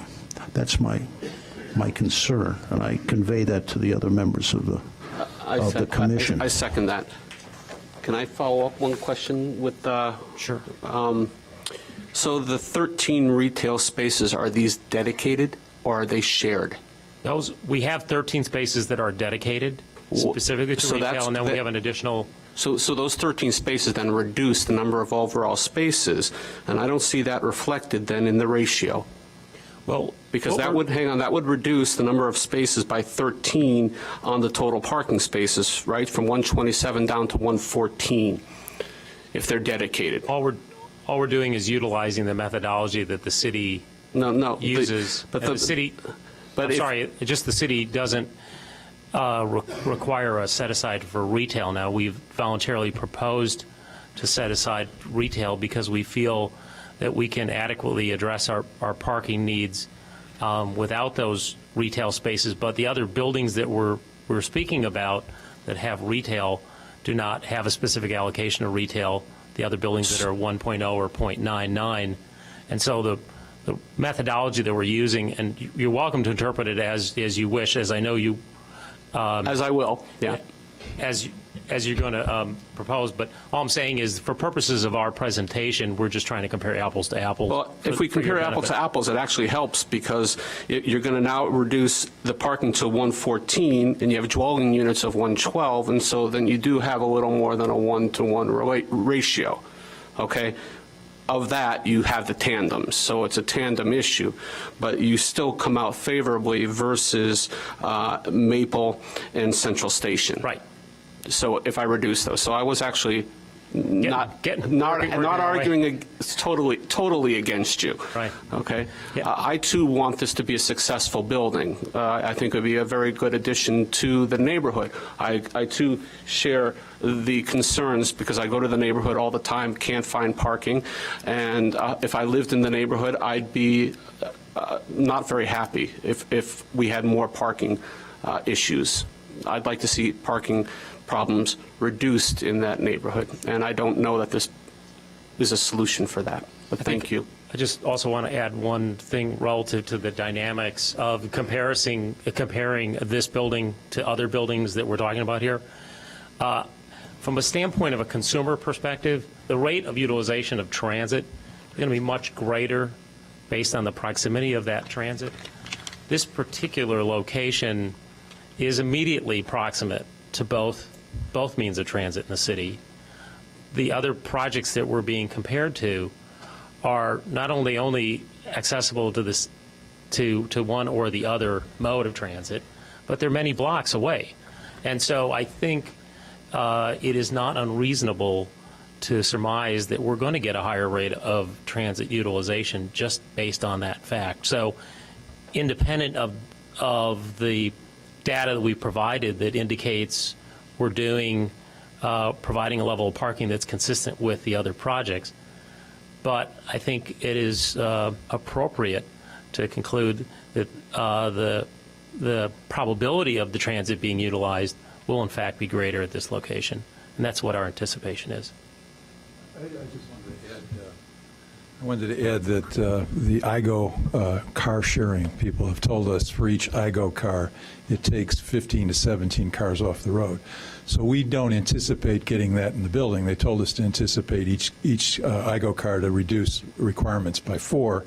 But the neighborhood, because it wouldn't be just limited to the people in our building, could reduce 15 cars. And we would add more if there was demand for it. So that could help the overall area. Mr. Ford, do you have a question? I guess on the retail spaces, an observation and a question. My observation would be that as long as you have only alley access to this parking, my guess is that a lot of people who are looking for retail parking aren't going to end up in your spaces. They're going to add to the crowd on the street, about which even those of us who don't live in the neighborhood are concerned. My other question has to do with the potential shared retail and residential spaces. You have a certain number set aside for retail and then some that you could use. If I do find the alley entrance and all of the retail spaces are full, from a management standpoint, how do I know that that residential space is available to me? I guess from an operational standpoint, Mr. Aronson? I assume you've encountered this I problem. don't see anything behind it. Well, what we have used a variety of means, typically at signage. Sometimes we've used portable bollards. Sometimes we've done simple things like orange cones, but it's not quite that sophisticated. We typically use signage. And the good thing about the retail consumption of parking is it's fairly transient. It's fairly short-lived, and as a result, to the extent that there are issues with parking being displaced, it usually doesn't occur for a long period of time because of the nature of retail. And so we're able, for example, we can have retail parking only during certain hours. If we find that we have retail parking occurring in the hours that are not appropriate, then we can address it by, in the worst case, towing, in the best case, using signs and placards to remind the individual that it is a residential space during those particular hours. But the reality of it is that unfortunately, it's an imperfect process, and we have to manage it.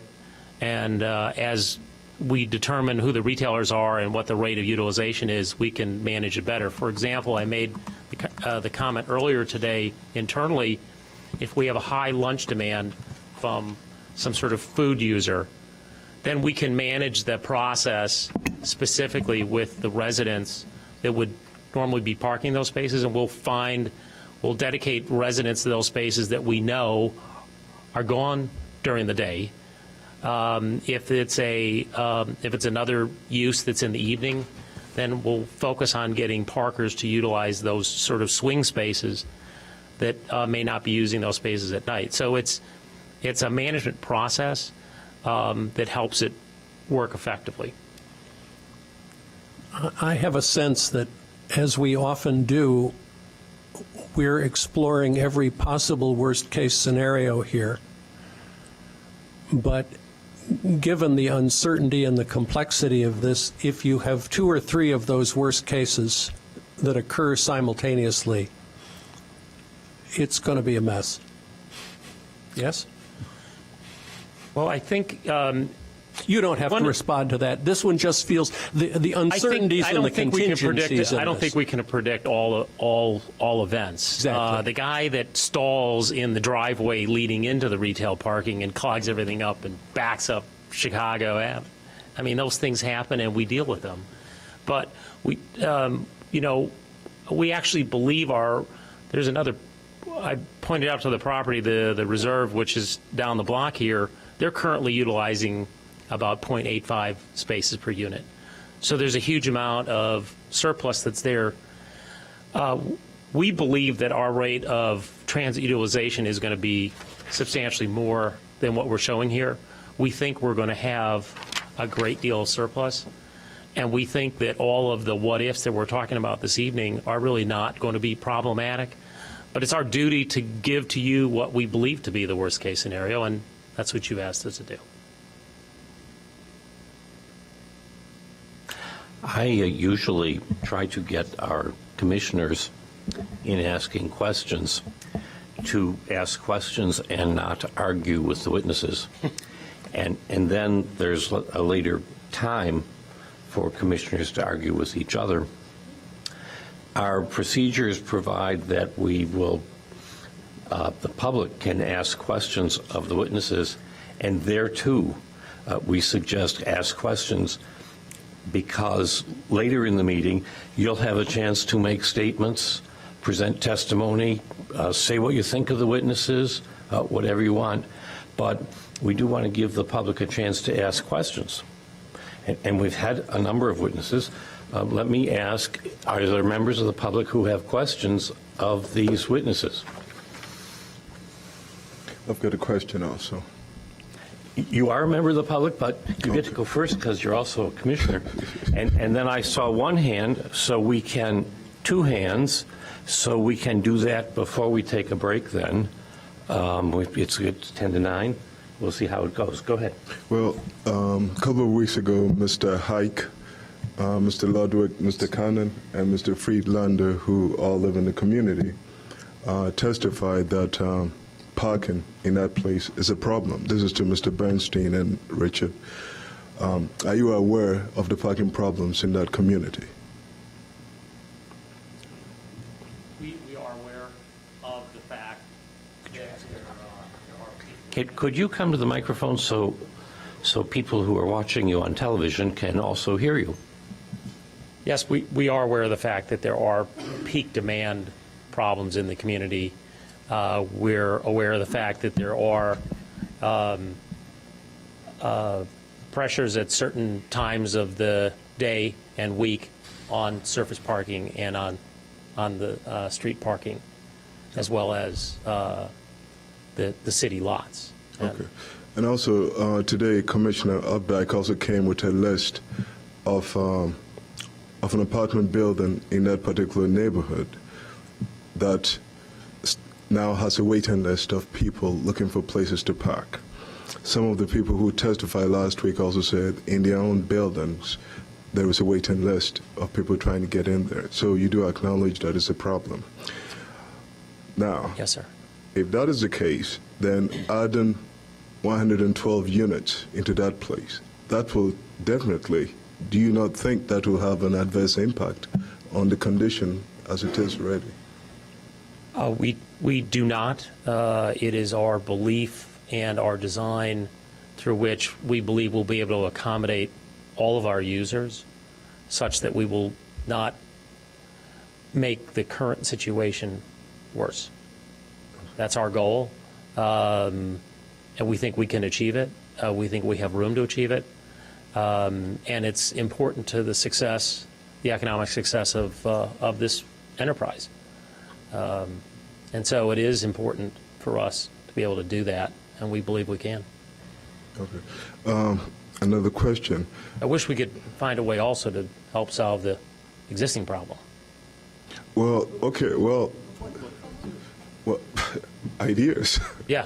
Yeah, come up with some ideas. Yeah, so, I mean, you know, I think it's really a community-wide problem, and I'm not sure how we go about creating additional parking through other means, and there may be other things that we can assist in terms of parking sharing through the other existing public spaces to get a higher rate of utilization of the current parking that's there. And perhaps some of the things that have been talked about, we can look to assist to see that employed, be it technology or be it other means. We'd be happy to work to that end if it's possible. So you heard me say that we believe that the developer's proposal was a good one in terms of accommodating what is on the way. To the commissioner's point, you said there's a building with a short-term problem. That means right now. So there's a question on the table that you put, and I think you're alluding to it. Are there possible solutions right now for people who are on a waiting list now, even if you believe that this proposal, as we've stated, is designed to actually accommodate what's coming? That doesn't help somebody necessarily who already has a problem right now.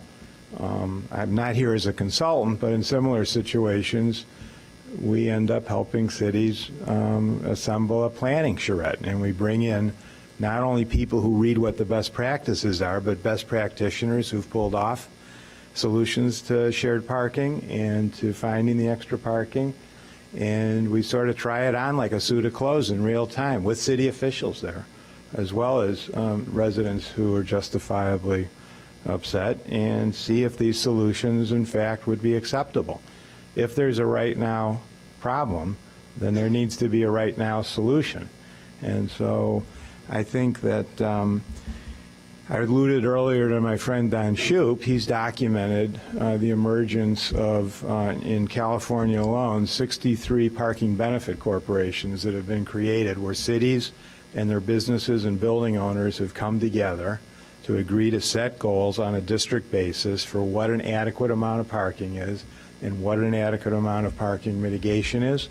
And the cities, to make this work, have agreed to share the parking revenue with those business owners if they're willing to give up some of their own spaces that they reserved for their own use for public use. It works really well. It's the kind of thing that you might want to look at right here, because what you're describing is a neighborhood problem that can't be solved by a building-by-building solution alone. I think that this goes to Jim's earlier question about retail demand as well. You want those first-floor businesses to be successful, and you don't want them to be so successful that all of a sudden you got another traffic problem to worry about choking things out. And this goes to the question of what the character of what you're proposing is. Without being derogatory, this isn't Schaumburg. This is Evanston. This is a place that's designed for people to get around by different means. 4/5 of the trips taken by people in Evanston are for non-work purposes. That journey to work is 1 trip out of 5 or less, and declining as a percentage of the total. And what are those other trips? They're for the things that are along Chicago Avenue and Main Street. And a lot of people walk downtown, Evanston too, for things like food. I don't know about the rest of you. I can't get over the habit of eating. So if there isn't food nearby, I have to either be able to walk to it or get in some vehicle and go to it, or these days you can call somebody up and there's an app and you can get it delivered too. But the fact is that you want, what you're describing here is the character of a neighborhood, not just the character of the individual development and its incremental impact. And as I said, I live nearby, and that character is getting pretty close to where you can see it starting to feel like a town center. Well, I think during your testimony, you did take off your CNT hat for a second, Right. and you said that you've seen people driving back and forth looking for parking. You've also mentioned that you've had events in which the people who have attended your events have actually found a place to park. Right. But I think the latter part was it's becoming difficult, and I think that is why people, and you actually, a second ago, you said the same thing. You actually said, it's beginning to feel like a town center, right? That's a positive in my book. Well, yeah, very well. But you know what? I think there is the world as it is and the world as it ought to be. And these guys live there right now. And the question is, they are the one who feel encumbered. So the question becomes, what could be done to mitigate the stress that they are under? And I think I offered a process that you could get in close to real time if you pulled people together with the expertise, and if the building occupants in question are willing to sit down and talk through whether those solutions are acceptable. I'll bet you we can come up with a solution. I'll also bet you it's really hard to negotiate in a time-limited public hearing. Okay, well, this is my last question. I anticipate that the alderman, more than one alderman, and the city staff will be very interested in this kind of process without regard to this specific project. And I'm glad I have Mr. Bernstein's number. I have it from other presentations, but I didn't hear the offer before to Evanston, nor did I know you lived right near this area. I didn't but know. we'll follow through. I didn't know he lived in the area, so we know where to find him now. Yeah. He lives a few blocks west. Yeah, but Yeah. And it's in his packet, right? Yeah. I will save the rest of my questions for later, but before I finish, I do understand what Commissioner Ansaro said, that the final decision actually rests with the aldermen, who are the people who are elected. At the same time, we volunteer to serve here for a reason, and that is to basically vet some of these projects that are coming through to make sure that they are going to have a positive impact in the community, not only in that main strip, but in all of Evanston. So we also have something. And if I can support what you just said, I think that a plan commission process, in the best sense of the word, allows you to look at making progress by trading things off. You have a developer asking for entitlement to move ahead with this project. They've showed that they're willing to mitigate the community impact part of it. You've raised a second issue now, a legitimate issue about the short-term immediate need for parking for residents that are already there. And I'm suggesting a process that wouldn't be anywhere near as long as it's going to take to build this building and get it rented up. You know, you could pull the expertise together and meet directly with those residents, offer these solutions, and see if they fit. That is how things get done in analogous situations around the country, and Evanston can take some leadership in that regard without having to wait to tie every decision to a specific permitting action. If you can in tandem stimulate that, that sounds like progress to me too, and it's worth trying. And if it works here, I suspect you'll learn something off it, and it'll be a tool that's available to help with other problems that do exist. I think I did say Evanston's not perfect.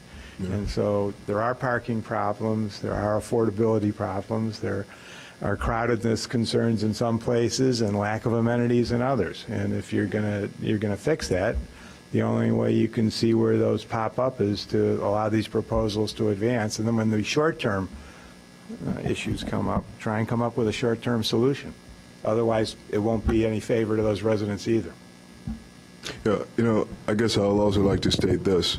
You know, with all the presentation back and forth, it is easy to lose track of what the issue is. The issue is just parking stress.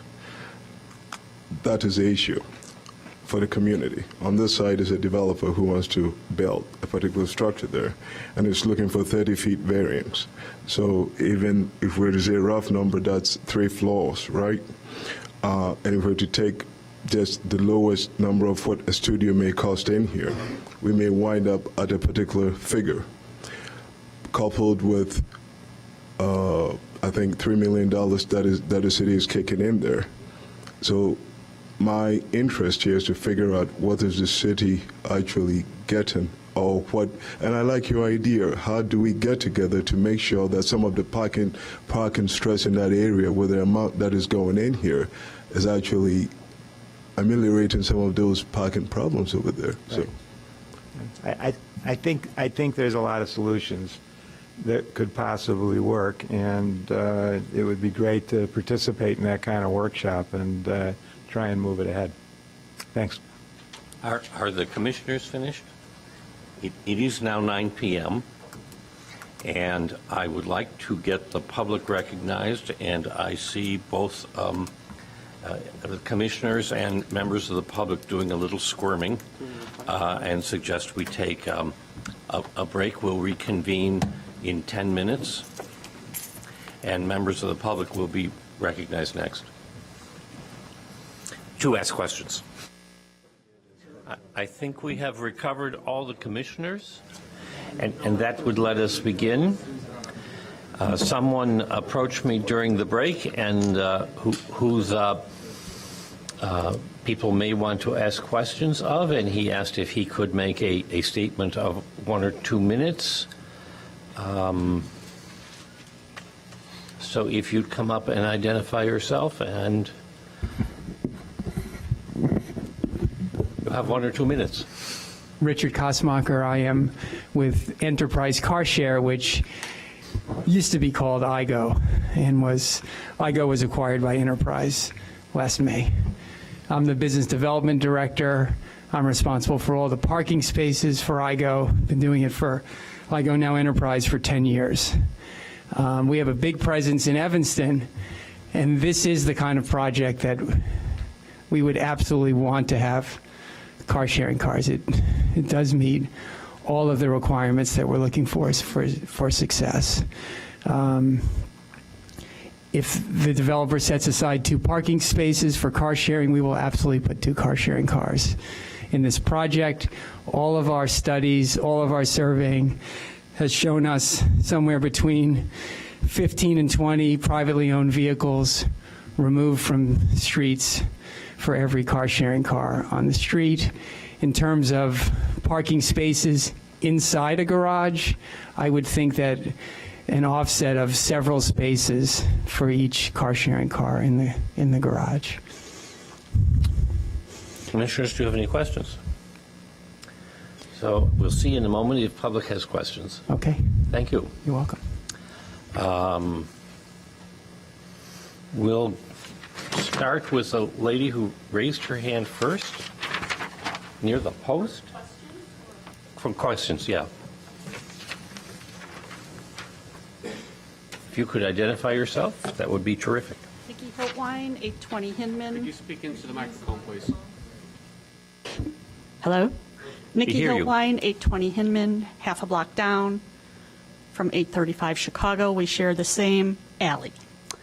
To you, I ask, you had the sign up with parking ratios, I think? Can you speak into the microphone because there are... Parking ratios, his display about parking ratios. And it said number of cars, the number of parking places or something. Was that the total number of spaces available? Does that mean every space was filled? Were there cars out on the street? Were there more cars than spaces? Were there empty spaces? A question for Mr. Aronson. Yes. You stay there, I'll use this. So I think the question was, were there enough spaces? There were. So what we have found is that based on the statistics that we've been able to generate, there are going to be enough spaces such that based on our demands, we believe we will be able to meet that demand, and we may have some extra spaces, but not many. On the examples that you showed on your chart? Yes, all the current buildings that are in the city all are able to meet their parking needs. And is there overflow? There is no overflow in the buildings that we surveyed. So there are not more cars than spaces? That's correct. Okay, that was my question. And for... Question for Mr. Bernstein? Sorry. Yes. The parking census that was so close to the property, do you know how their data was gathered? You mean the data that I quoted? Yes. Sure. Here you go. Oh, thank you. The data that I cited is collected annually in a sample survey by the U.S. Census. So they go around every year. They report some of the data on an annual basis, some on a 5-year average basis. Now, on the basis, if you've ever heard the phrase a census tracts are made up of block groups. So there's 5 or 6 block groups in the census tract representing this half-mile area. Now, there's 50 to 60 blocks in each one of those block groups. And so you have to have enough sampling. I can't give you the exact number, but I can get you the percentage if you're interested to be valid. And they update it on a rolling basis. Is it a door-to-door survey? Is it a mailing? Do you know how they gather the numbers? If you noticed this last time for the 2010 decennial census, unless you lived in a different country, you only got the short form. There is no more census long form to fill out, and it's a combination. Some people are asked to answer an interview, and most people do actually fill out now an annual long form on a sample basis. Okay. Right? All right. I've never been part of the census then, so no one has come to my door or sent me a mailing or called me to see how many cars we had in my building. So Right. that was my question. Sure. Thank you. And to Mr. Peters' question to me, you'll have something emailed to the zoning administrator tomorrow morning for the use of the commission. And if you want to post it, you're welcome to. Thank you. There was someone quickly raised their hand. We're not going to do statements yet, just questions. Go ahead. That would be a statement in the form of a question.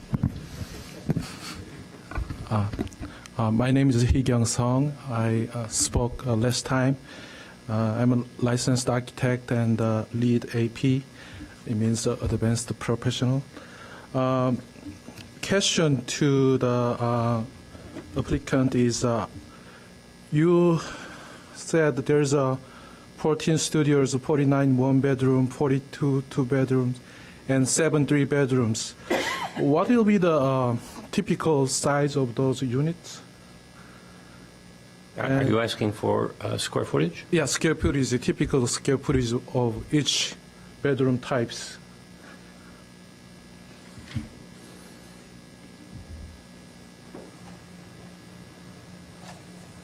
Don Copper. The studios are in the 500 to 600 square foot range. One bedrooms, 750 to 850 square feet. Two bedrooms, 1,050 to 1,114 square feet, and one three-bedroom at 1,200, just a little over 1,200 square feet. Okay. Thank you. And another question which I wasn't get from the, I couldn't get the clearly is the setback of the building from the street and alley. How much is the setback from Chicago Street? At the base, we are complying with the 4-foot required setback for the Chicago Avenue streetscape requirements. However, the faceted windows and the levels 3 through 9, the very points of those windows go back out to the property line over the 4-foot setback. The setback from the south property line is 20 feet at one point and 24 feet for the majority of that facade. The setback on the north, it's not dimensioned, but it looks like it's probably 8 to 10 feet. You mean from Main Street? For the tower, where the residential units are on Main Street, yes. So Main Street on the ground floor, is there any setback? Ground floor is at the property line. At the property line. And on the east side, the alley side, we have a required 10-foot setback where we are adjacent to a residential zone, which is the it's not the Lucky Platter building, but the building to the south of Lucky Platter is zoned residential. So there's a 10-foot setback there, which that's also where the residential portion of the building is located. So it is set back from the east property line 10 feet. So but how about the corner from the Main Street to the alley? When I look at the drawing, there's a stairs there.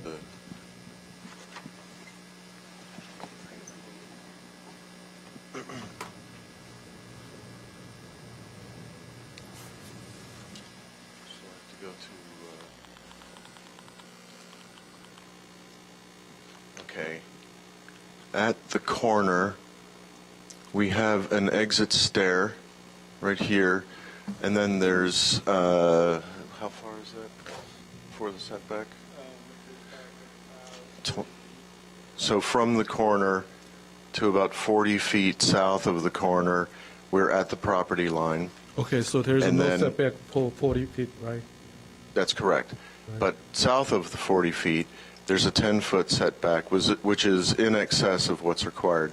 The adjacent residential lot is approximately here, but we have increased the setback up through the area of the loading dock for the reason of reducing any kind of conflicts or congestion in the alley between traffic and loading.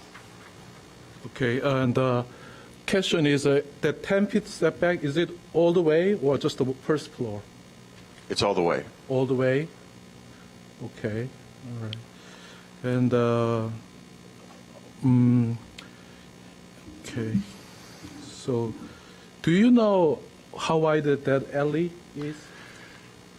We don't have a survey of the alley itself, but the survey that we have of the property indicates that the alley is 20 feet wide. Okay, and do you know how wide this Main Street is? No, I do not. Okay, how about Chicago Street? I don't know. Okay. Okay, that's my question. Thank you. There was someone in the back, over on this side, that raised their hand and have a question. Please come forward.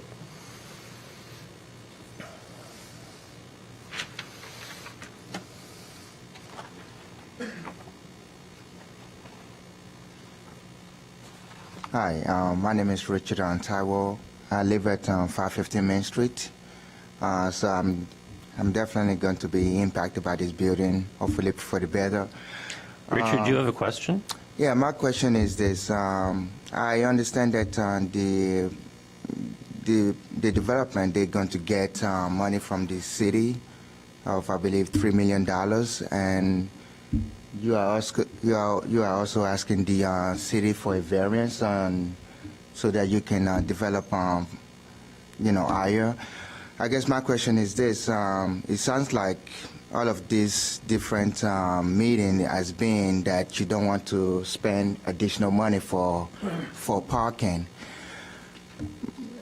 I guess my question is, if the city is giving these different concessions, what is the city, what are we actually getting back from, the residents, the existing residents in the area, what are they getting back from the development, from the city giving these various concessions to you? Because it seems like you are getting money from the city, you're also asking for variance, and you are introducing a lot of risk that could further complicate a already 10 years parking situation. I'm a businessman myself, so I don't begrudge you for wanting to make money. I want to make a lot of money too. But then there's sort of a question there and sort of an argument. Are you able to respond to the question portion? Yes. Turn that back around. Thank you, Mr. Chairman. We've been negotiating with the city and continue to negotiate on city benefits, including a contribution that we're making to the park along Chicago Avenue. We're committing to adding, during the construction, employing residents of Evanston, as well as we made substantial changes to the design of the building. We've increased the landscaping and all of the common area space, or excuse me, the city space along Chicago Avenue. There are other contributions that we're committing to, but it's still a fluid discussion. And to the gentleman's point about the $3 million, as we stated in the prior Plan Commission meeting, the property is receiving some TIF dollars for the office portion of the building. But to Commissioner Steele's point, it's also projected that this project is going to generate a substantial amount of increment in this Chicago and Maine TIF district. And those funds, those roughly anywhere from $12 to $16 million of money that were projected to generate an increment, can be utilized by the city to address some of the concerns that were made regarding parking, regarding some other traffic issues that you might have. So this property will benefit the entire community because the city will be able to utilize those funds that are going to be generated. And my client has owned the property for almost 6 years now, and they're anxious to get started, and that will also obviously benefit Evanston, because the sooner we get this built, the sooner we start generating that increment. Now, I don't know if we got all your questions answered. Maybe there are more. I think most of my question it's answered. I guess, again, I'm not for one to get in the way of progress, but I just feel like I see a lot of the ideas you guys are talking about in terms of parking space, and I support it, but I just feel like you are maybe pushing the envelope too much. Maybe you can add additional parking space so that the envelope would not be so pushed one way, so that the risk to the existing residents. I would like to think that this development will be, after everything is considered, will be a benefit, not a detractor from the existing people who are already living there. Because you guys, once you guys have built this, you guys are going to be long gone, and we're going to be stuck with whatever the situation may be. That's what I have to say. But before you go, I didn't get the spelling of your last name, so I want to get the spelling of the name so we have it correct in the record. Or you can get it, that's great.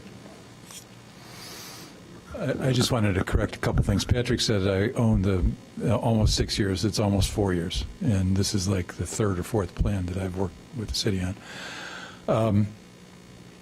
As to the parking, what we testified to... We're going to have I'm not too good at time this. for... Let's get all the questions, All right. and then, because otherwise we'll be here tomorrow, and I'll want breakfast. Do you have a question? Could you come forward, identify yourself, and if you're not on the list, spell your name. My name is on the list, Catherine Jurek, and I'm a resident at 515 Main. My question is regarding the flyers that were sent out with notification about this meeting. It listed actually 7 different variances from the zoning requirements that were being requested, and I know tonight was all about parking, but my question is about the number and length of the loading berth variances. I noticed on the drawing, in response to Mr. Sung's question, it said that there wouldn't be much setback, and I would like to know what the variances are being requested. I mean, what is the zoning call for, and what is this building proposing to do? Let me ask staff to begin to address that. Regarding the loading berth, it was both the number of loading berths and the length of the loading berth. I believe technically 5 loading berths are required, but the way the zoning ordinance works is it goes according to every single use that the property has, so it doesn't exactly take into account the fact that a loading berth required for residential could also be used for office or retail. So that request was for 2, and then it was that the length of the loading berth needs to be 35 feet. The applicant is requesting 25 feet. However, with that 10-foot difference that the building is set back at that point, which is not a required setback at that location, they actually could fit a 35-foot truck in there, which would, and at that location, loading berths that are open to the sky are allowed. So technically, they could still fit the truck length in there if they wanted to. Other questions?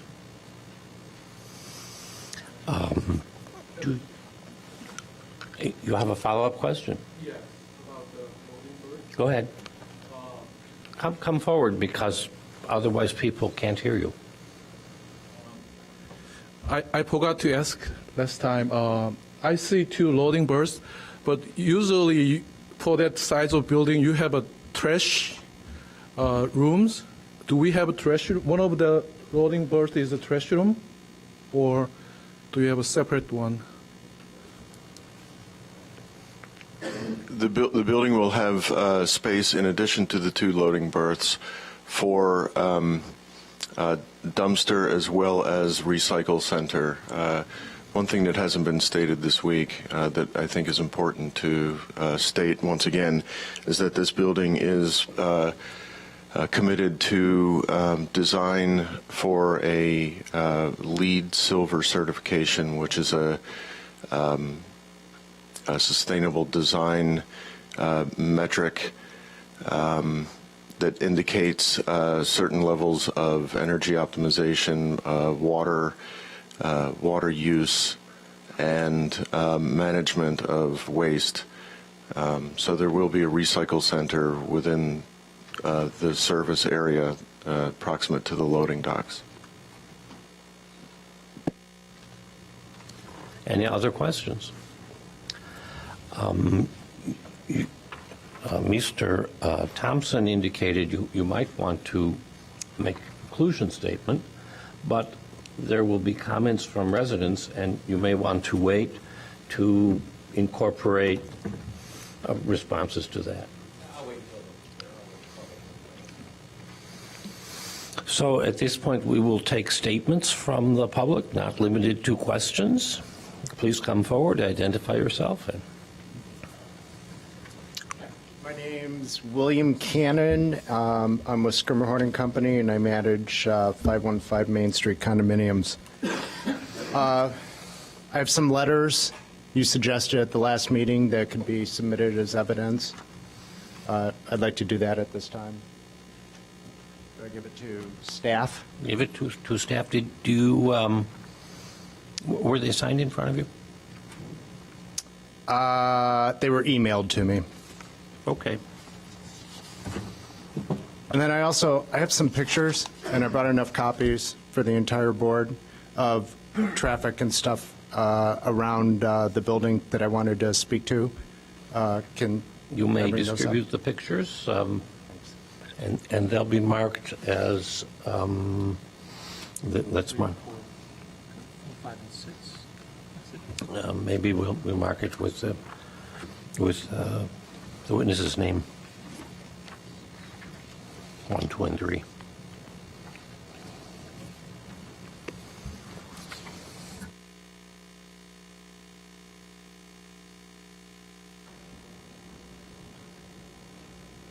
So we'll mark the pictures as canon, 1, 2, and 3, maybe more.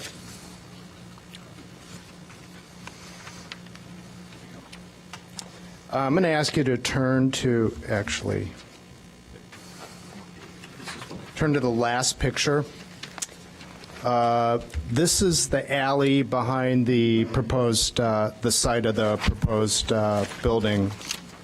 This is the alley that is to be designated as exit thoroughfare. And you'll notice that there's a loading truck parked here. I visited this alley. This picture was taken at 11 a.m. Thursday following the last meeting. I specifically visited this alley every morning, and what you have going on here are the businesses that are on Chicago Avenue. These are all their back doors. These are where all their loading trucks come to unload. So, you know, FYI, this doesn't affect our building. I don't think it's going to work as a thoroughfare for exiting the parking spaces on the alley. I don't know if you want to go the opposite direction out of the alley and make a right turn only, but this isn't going to work because I couldn't even get through the alley that day myself. I had to back up all the way out. The rest of the pictures were taken that Thursday while I was there, and they're just general pictures of what's going on. I've heard several times comments made about peak hours. We need to identify them, what they are. Okay, sure. So let's start with the first picture. One. The first picture is taken going south on Chicago Avenue. So immediately to the left is the empty lot, and I believe where these cars are parked is where you would enter the building and exit the building on Chicago Avenue. And it just shows on a Thursday at 11 a.m., which is not a peak time, the amount of traffic. The second picture is... So the picture shows the L station on the right, and The northbound lanes of Chicago Avenue. northbound at Main Street, and the building on the left. Next picture, which we'll identify as Starbucks coffee picture. This picture is, I'm standing in the same spot, but I've turned and I'm taking a picture facing northeast, looking across the empty lot. I just wanted to show the amount of traffic on Main Street and the parking spaces, the parking meters, at 11 a.m. on Thursday. Again, not a peak time. This is turning slightly to the left, more north, looking at the 515 Main Street building. And again, I'm just picturing the automobiles coming out of the intersection, going east on Main Street. And the picture shows a truck route sign for identification. And then the last picture that I'll refer to is looking straight north at the intersection of Chicago and Main. Again, 11 a.m. on a Thursday, not a peak time. As you can see, even at peak times, this is a busy area. And that's why it's so important to really vet this parking situation. You're going to add, you put a hot dog stand there, you're going to add more congestion to the area. That's just the way it is. And you have to do something with that lot. But looking at this and keeping in mind that they're asking for 7 variances that are all related to giving them a break on required space. It's all physical space. To me, it makes me, I go back to, it feels like trying to get 15 pounds of potatoes into a 10-pound bag. And that's why this is so difficult. They will build this thing. You've heard a lot of speculation, a lot of hopeful thinking, a lot of wishful thinking, but none of it can be proved. And once it's built, it's built. So I urge you to, continue being careful on taking this information. You got the problem with the alley and the thoroughfare there. You can already see this area is congested. It's not this developer's responsibility to improve the parking situation in that neighborhood, but we really got to do everything we can to not add to it. And it really, listening to all this go back and forth, you are being asked to take a leap of faith and to trust their data. And I don't know if this is something you really want to experiment with, because we're going to be stuck with it. All of us are going to be stuck with it if it doesn't quite pan out.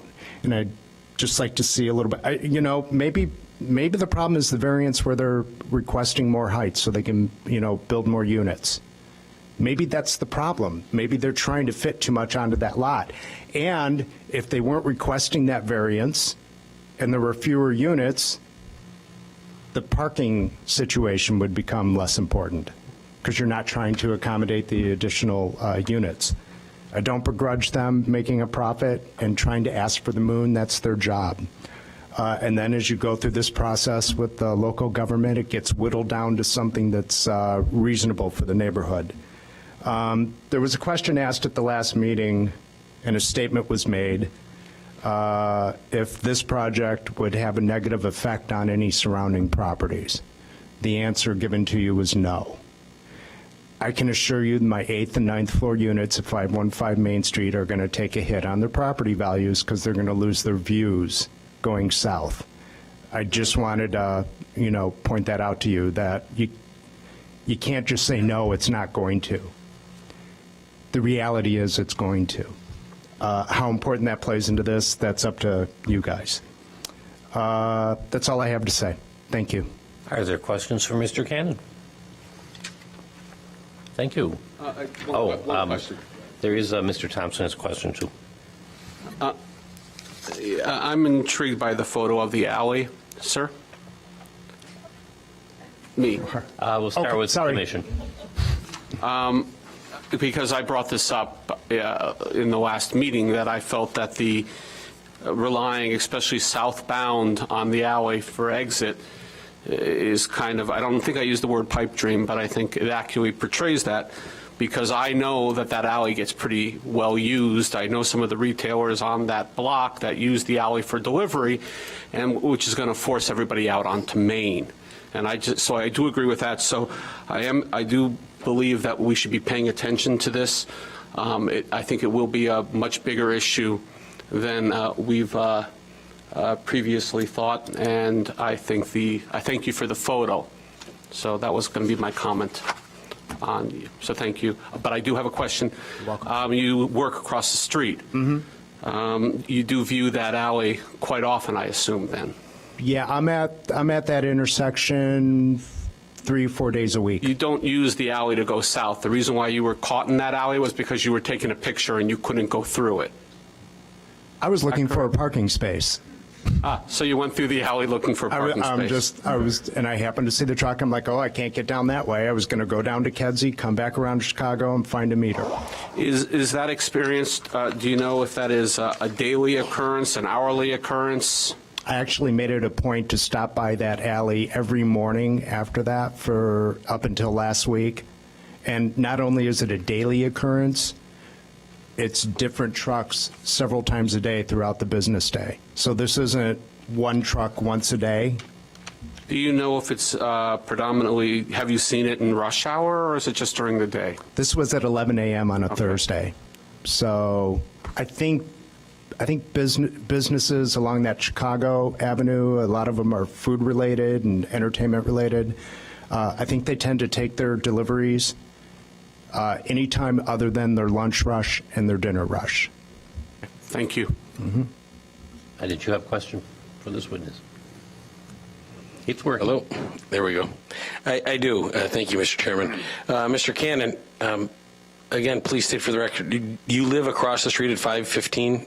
No, I do not. I manage the building. So you work for that building, correct? Yes. Okay. And so on these photos, you said a few different things. One, that these photos were taking, can you verify that this truck was moving? I see a lot of photos that you can take, and obviously there's different results from when you take a picture, but I can't tell by this whether that truck is moving. Well, sir, what I'll tell you is don't rely on my picture. Go visit the alley every day the rest of this week and see the trucks for yourself. Okay, and to that extent, you stated that... Can you answer the question? This truck is parked. Thank you. And it's parked based on your recollection? It's parked. Again, it's what witnesses do. They recall things. Okay. And to that extent, you said you went there every day? Yes. But this picture was taken on what day? Thursday at 11 a.m. Okay, and do you have proof that you were there every day? No, sir, I don't. Thank you. Mr. Cannon, I'm not finished. You also made a statement that was incorrect. We do not have ingress off of Chicago Avenue. That design was changed. We have egress onto Chicago Avenue. So okay, so anyway, the cars that were parked here, the point I was making is they won't be there when the building's built. Correct, because we are, as you saw in the plans, we are going to be eliminating some of the street parking. Mm-hmm. And I would turn to our expert witness, Louis Abuna from KLOA, to address some of the concerns or some of the issues. With all due respect, I understand you work across the street, and you work for the tenants that could potentially be impacted. Do you have questions? We are going to have a rebuttal time.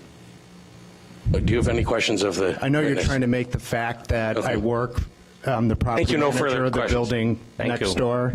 Any other questions of sound Mr. bad, Cannon? But I'm not There here are for no more personal questions reasons. of Mr. Cannon. Thank you. I just have just one follow-up that does go to the standards that you mentioned. You indicated, I'm interested to know, informationally. You indicated that and I'm looking at the third photograph, fourth photograph. So it's the one, yeah, you're on facing north on Chicago. Yep. And so you have on the left side, you have the condominium building above the subway, and then on the right you have your building, right? Yes. Okay. And your building, if I can recall, your building was there before the building across the street. Right. 900 Chicago was built after 515 Main Street. It was built after, and I think it was built like maybe in the last 3-4 years. No, it's older than that. Oh, longer than that? Yeah. Getting all my minds going. But do you have any information about the sale prices, whether they've gone up or down for your units that face that building, and whether it had any negative impact? Because I would be interested in knowing that. I don't, although directly on the other side of this building is the train track. Yes. So I think comparing the west view over a train track compared to the 8th and 9th floor units with the Chicago skyline view may not be quite apples to apples. I was just curious, because Yeah, you had I- mentioned it, so yeah. I mean, I think it'd be helpful if we knew. That's all. Yeah. That's all. Thanks. Anyone else? Wishes to make statements, please come forward, identify yourself. I believe you have been sworn, so. Yes, I did swear earlier when they all did. I'm Jim Ludwig, and I live at 515 Main for over 12 years since the beginning of the building, and I also have 2 residential rental units in the building that I rent out. I don't want to say what I said last time, so I just want to make my statement now that I think it's unconscionable for the developers to gain the variances that they're requesting. There's very little evidence that supports that request. I want to thank you all for your time and your service, because you are the only guys at this stage of the game that can stand for the current residents and businesses that are there already struggling from the overcrowding that is already in place. This development, despite what they've said, and they're brilliant at making the arguments, and I give them great credit for trying to get the moon and get the money and get out and leave us with the big problems for the rest of all the time that they're spending their money on their vacations and their riches and all that. I want to say that I also am appreciative of this forum, because this is where we stop this kind of junk from wrecking Evanston. There's very good things about this building, but it does not have to be as tall as it is. It should not be as tall as they're proposing. It definitely should provide parking for the businesses and for the residences in it. We've got the codes. People have worked hard and long to get the codes where they're acceptable. I say don't at all vary from the codes that only give us the bare minimum of protection against this overcrowding and overdevelopment of an extremely busy and desirable place to live.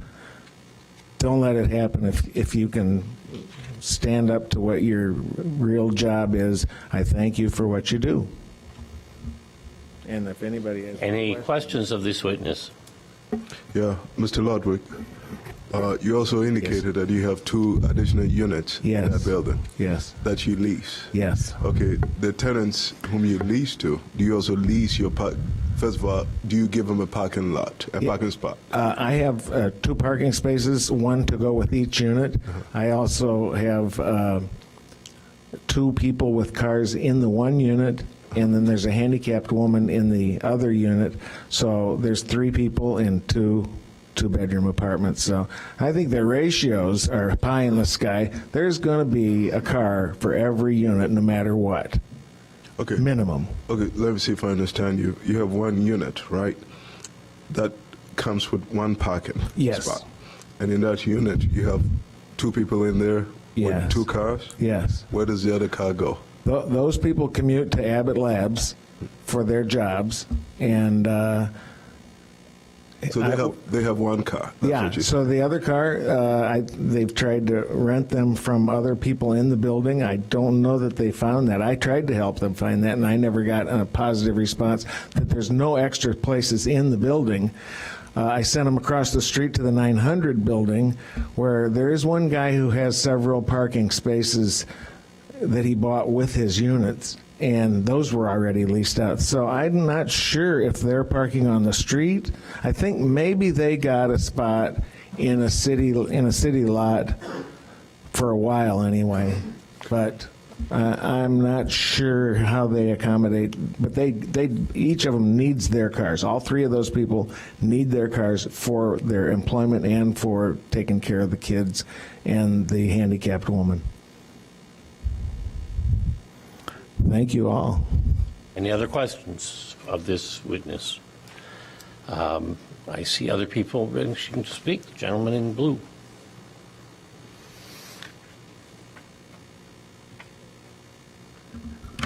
Gentlemen, I'm Jack Weiss. I'm president of Design Evanston. I'm also on the Preservation Commission. I'm a 47-year resident of Evanston.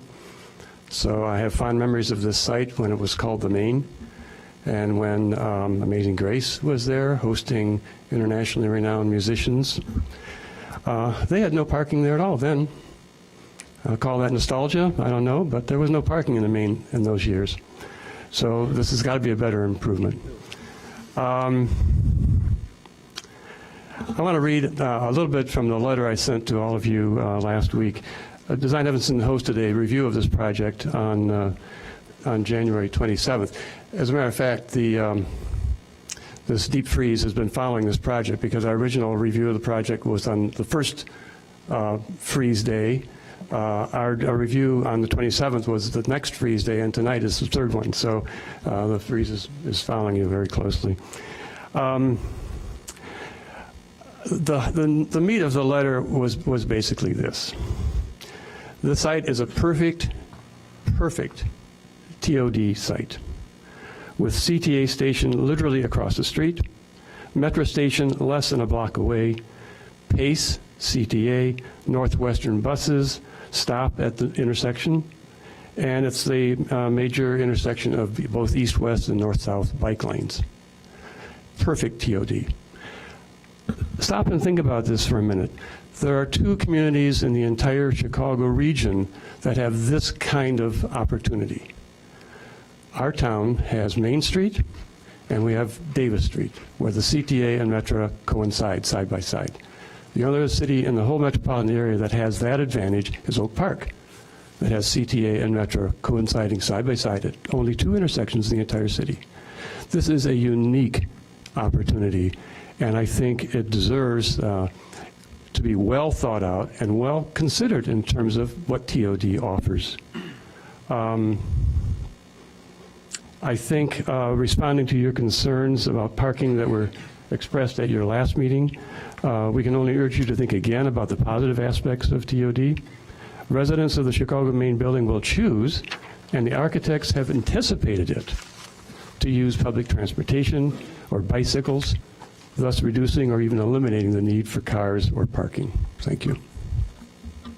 Are there questions of this witness? Mr. Frieden.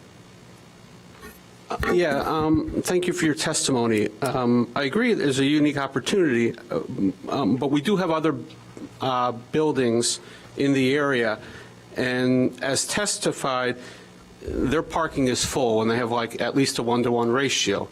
So how does that coincide with saying that the building here, that people wanting to live there, would not necessarily have the same requirements for parking?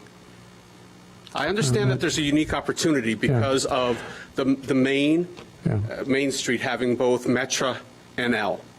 Okay, but there are other buildings and other properties that are afforded the exact same opportunities that end up having full parking lots. So what makes this property different is what I want to know. I'm no expert.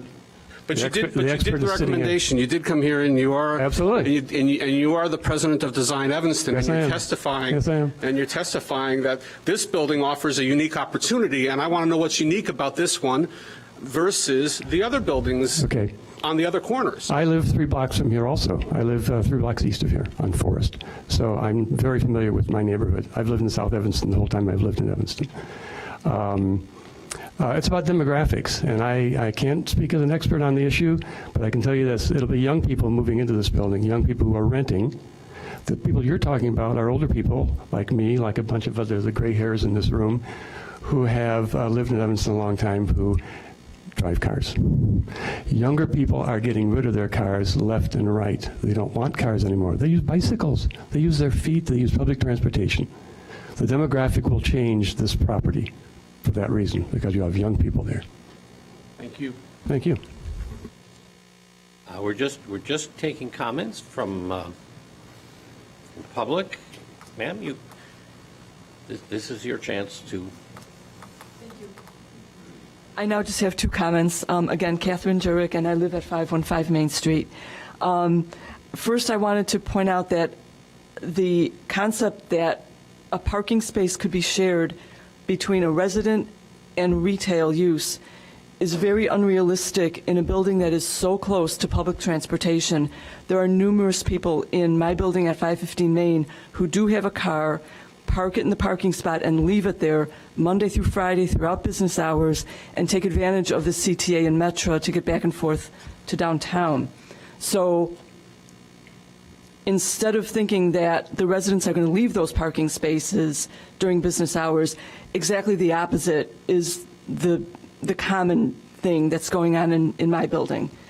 The other point that I wanted to make was that I thought it was kind of a lot of nerve for the developer to be suggesting the numerous ways that Evanston, as a city, can promote this new building. I mean, Evanston should promote the alternative means of transportation, should enhance their website to do that, should reduce permitted parking, should promote car sharing. I think it's asking a lot of the city to help this developer out, to allow them or to enable them to have fewer parking spaces than the zoning requires. Thank you. I believe Mr. Bernstein is not the developer and testified the developer is not paying him. He is Stand corrected. a rhinologist who lives in the area, and we're going to try and get free services from him. Thank you. Any questions of that witness? Okay. I'm Carl Bover, 1322 Rosalie Street. I live pretty close to the Central Station development, and I'll talk about that in a couple of minutes. But in general, the laundry list of allowances for this development is outstanding. The developer simply doesn't, this development simply doesn't pass muster if so many significant allowances are being requested. Simply by cutting down to 6 stories will help eliminate most of these allowance problems, especially the parking, which we're talking about tonight.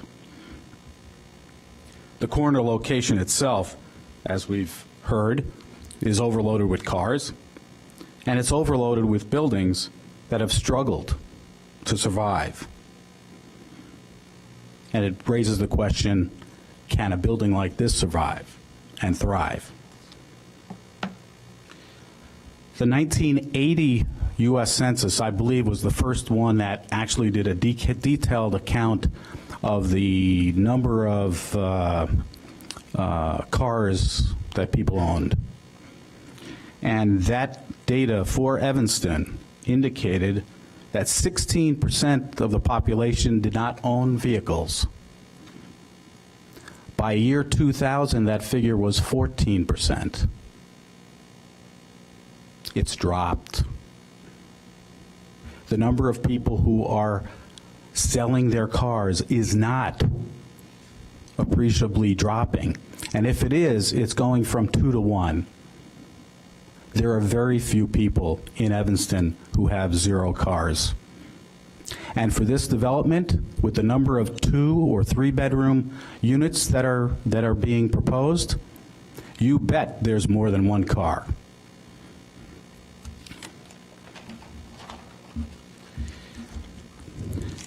Any solution that includes parking lifts and tandem spaces is a study of misapplication in Evanston. The whole notion of lifts and tandems only supports 2 cars per unit, not less than 1, and surely does not support TOD. I think that point was brought up earlier. Lifts are only considered in very, very dense environments, high property value locations like Manhattan, and even only the densest part of downtown Chicago, not Evanston. Ridership data from Metra and CTA suggest no significant increase in transit use, even though we now have over 5,000 newer residents living downtown than 10 or 15 years ago. All of those residents are in what you would call TOD areas. TOD means nothing in terms of ridership, sounds good and warm and fuzzy, but doesn't cost the developer a nickel. It's not a public benefit at all for this project. Shared parking stalls. Usage with retail, the lady before me indicated the same kind of question, but I also suggest the following example. Is the developer ready to say no to a restaurant whose customers would share spaces with returning renters as they utilize and our customers during evening hours? It's not going to happen.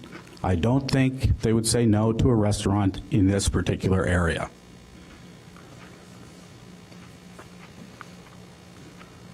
Lifts for parking use are expensive, probably as expensive as the additional structural spaces. And who will maintain them? Who at the city will inspect them? I thought I heard this evening that these would only be installed on an as-needed basis. It's a contingency? How does that figure into a decision by this body?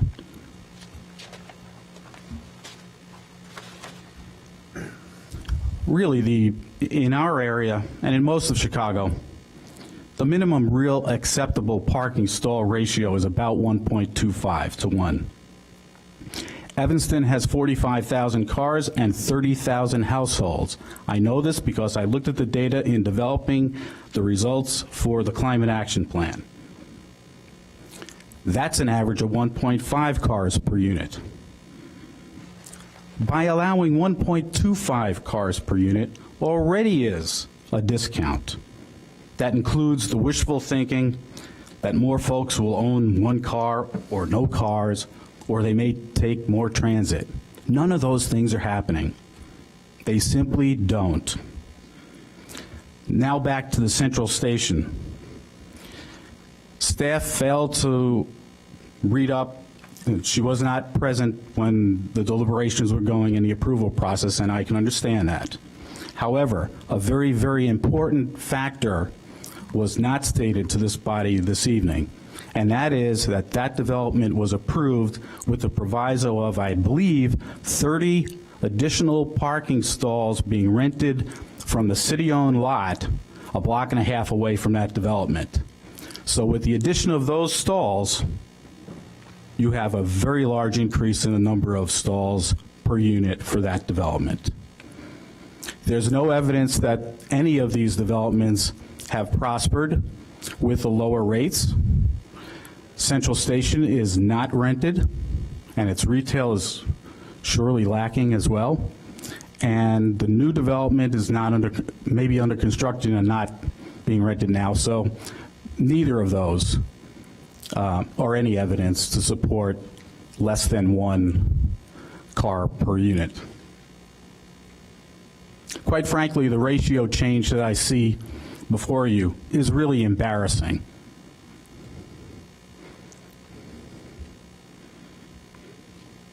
Several folks, and I read up on the transcript, the minutes from the last meeting, several folks have already stated how occupants of new buildings have inadequate parking. And you heard it again tonight, same thing, over and over. Now back to the zero, those who have zero cars. We heard tonight, I believe the figure was 66% of Evanstonians have 0 or 1 car? 70. Oh, 70, okay. I can tell you from looking at the data from 2008 in doing the climate action plan, I found that about 66% of the people had 1 or 2 cars, which speaks to approximately, say, 50% of the people own 1 car.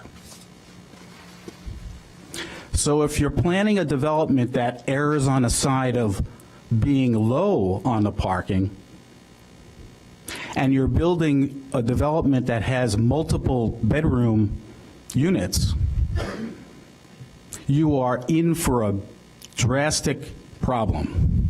You will have inadequate parking, without a question. That's my opinion, but this is the data that I have seen.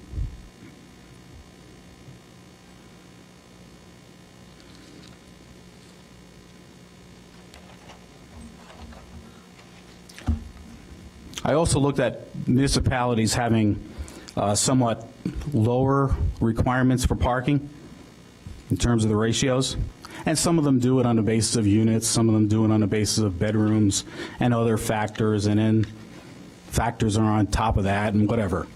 But the communities that I saw that had lower rates also, and I can't name them right now, I was not prepared to name those communities tonight.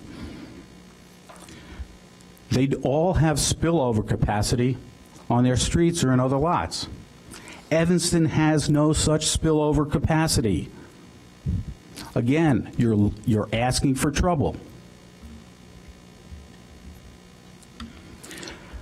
The code requires spaces to be, the number of spaces required to be based on the number of bedrooms, not on the number of units.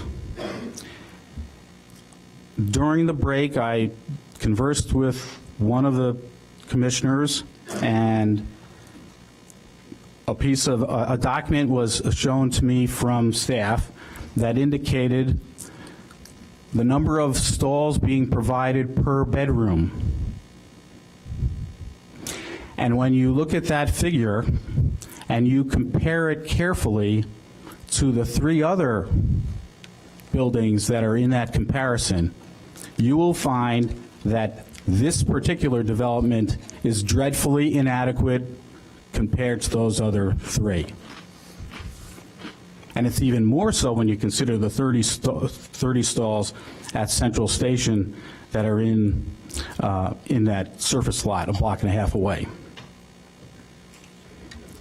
And finally, other developers, especially there are some nearby, have constructed without variances and allowances and without TIF money, but with additional off-site benefits such as generous landscaping, public places or assembly spaces, and really generous streetscapes. And in total, I would have to say, sorry, but I need to say no to this development. We could use $3 million in far better ways to help this particular neighborhood. Thank you very much. Are there questions of this witness? Hearing no questions, is there anyone else who wishes to speak? Gentleman in the...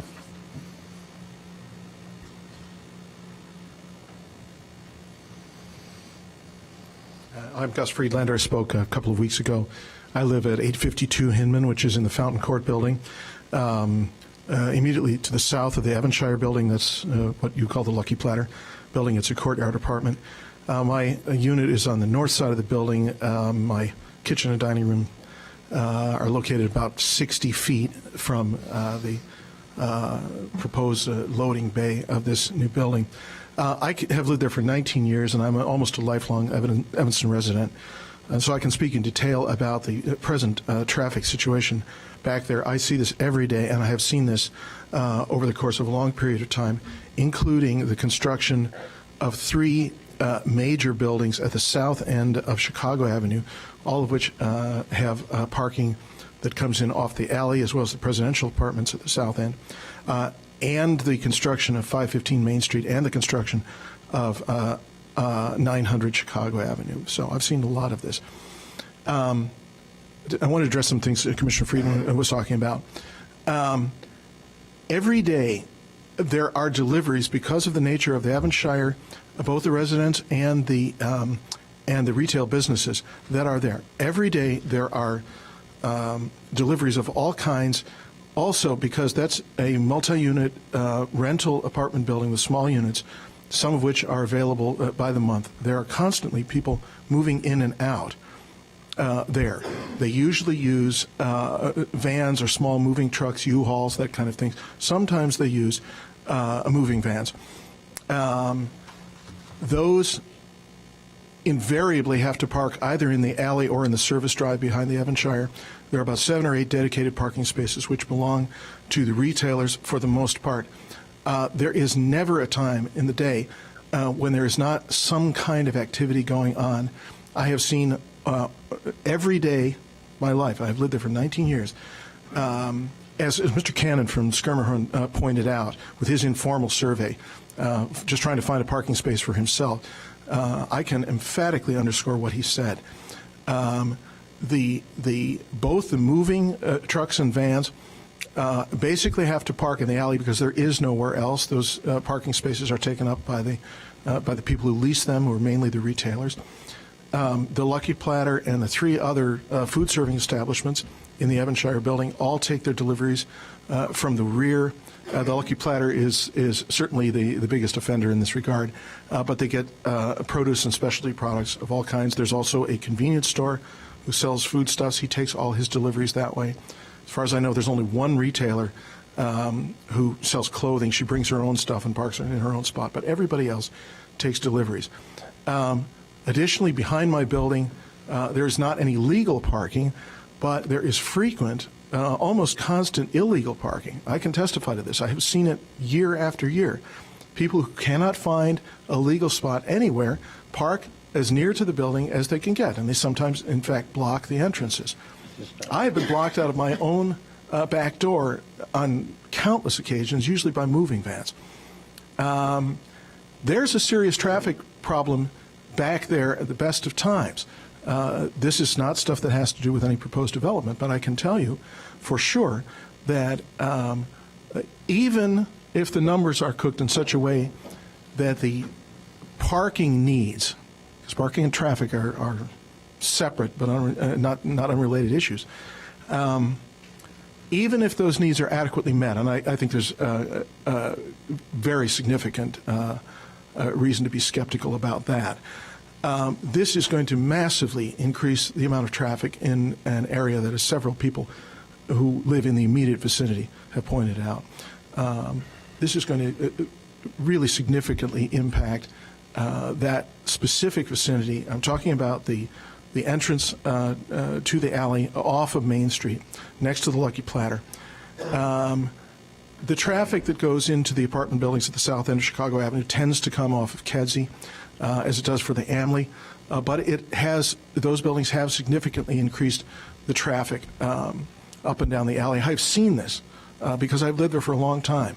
I've been there longer than, long enough to see all of those buildings built.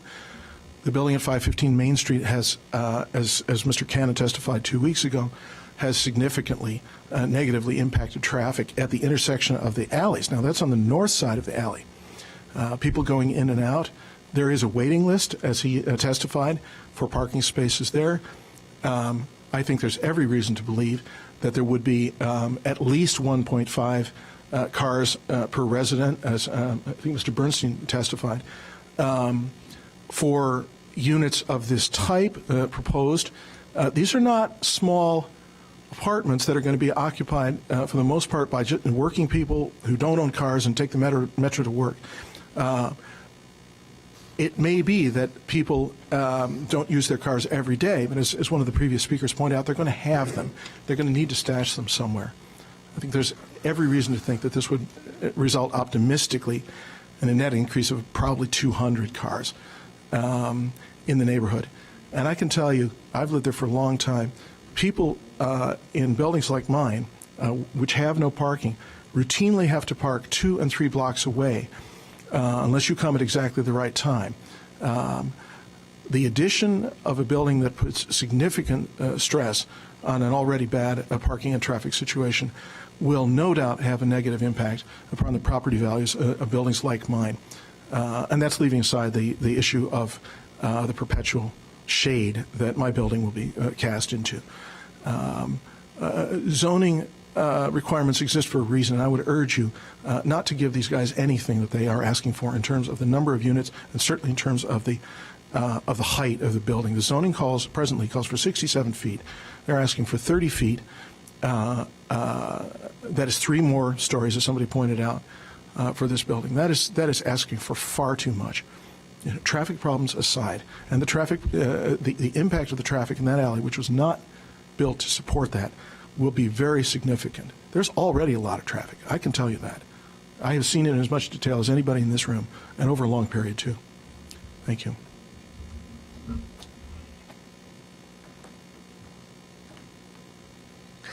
Gentleman in the back.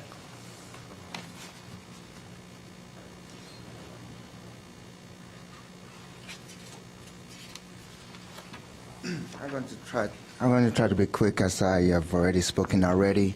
You need to give us your name again. And Richard Tywell, 550 Main Street. I think everybody that has come to make a statement have made very eloquent points. I don't think I can really add much to it. The only thing that I'm going to say is this. You guys are the commissioner. You guys are basically here to serve us, who are the current residents of the city of Evanston. I would like to look at you as almost like being doctors. You know, when you are operating on a patient, what is the number 1 rule of every doctor? Do no harm. For this project, there's way too much variables that could be negative impact on the current residents of the neighborhood. At that point, as doctors, you are basically engaging malpractice at that point. That is the best analogy that I can look at it. Again, I'm not opposed to development. I'm a businessman. I want to make money. But you are asking for way too much. You don't even want to give even an inch to try to mitigate any kind of negative impact you can have on the current residents. So, as doctors, please don't engage on any negative impact on the current residents. Don't do no harm at a minimum. Thank you very much. Any questions of this witness? Anyone else wish to speak? Go ahead.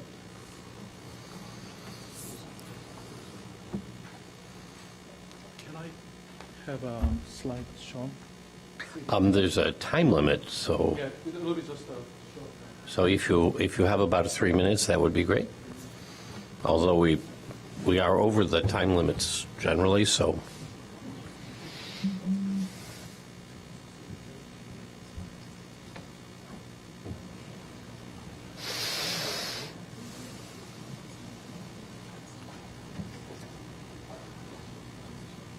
You haven't had dinner? I just have just 1 copy. Okay, the staff will take it. Generally, there's a requirement that these be submitted in advance, but we are letting many statements go tonight.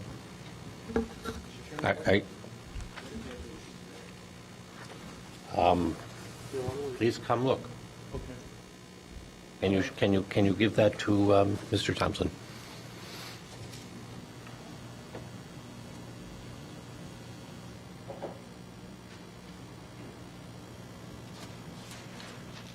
Okay. Can you turn on the... How many slides do you have? My name is Hee-Kyung Song.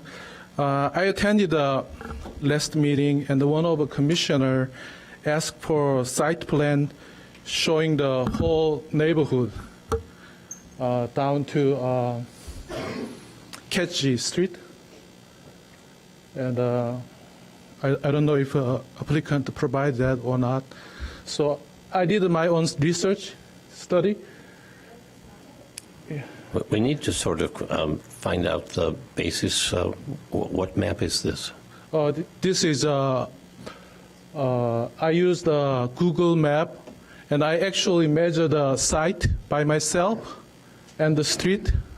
The site has about 100 feet wide, and I asked the applicant about the width of the street, but they didn't. There's a survey in the record. Right.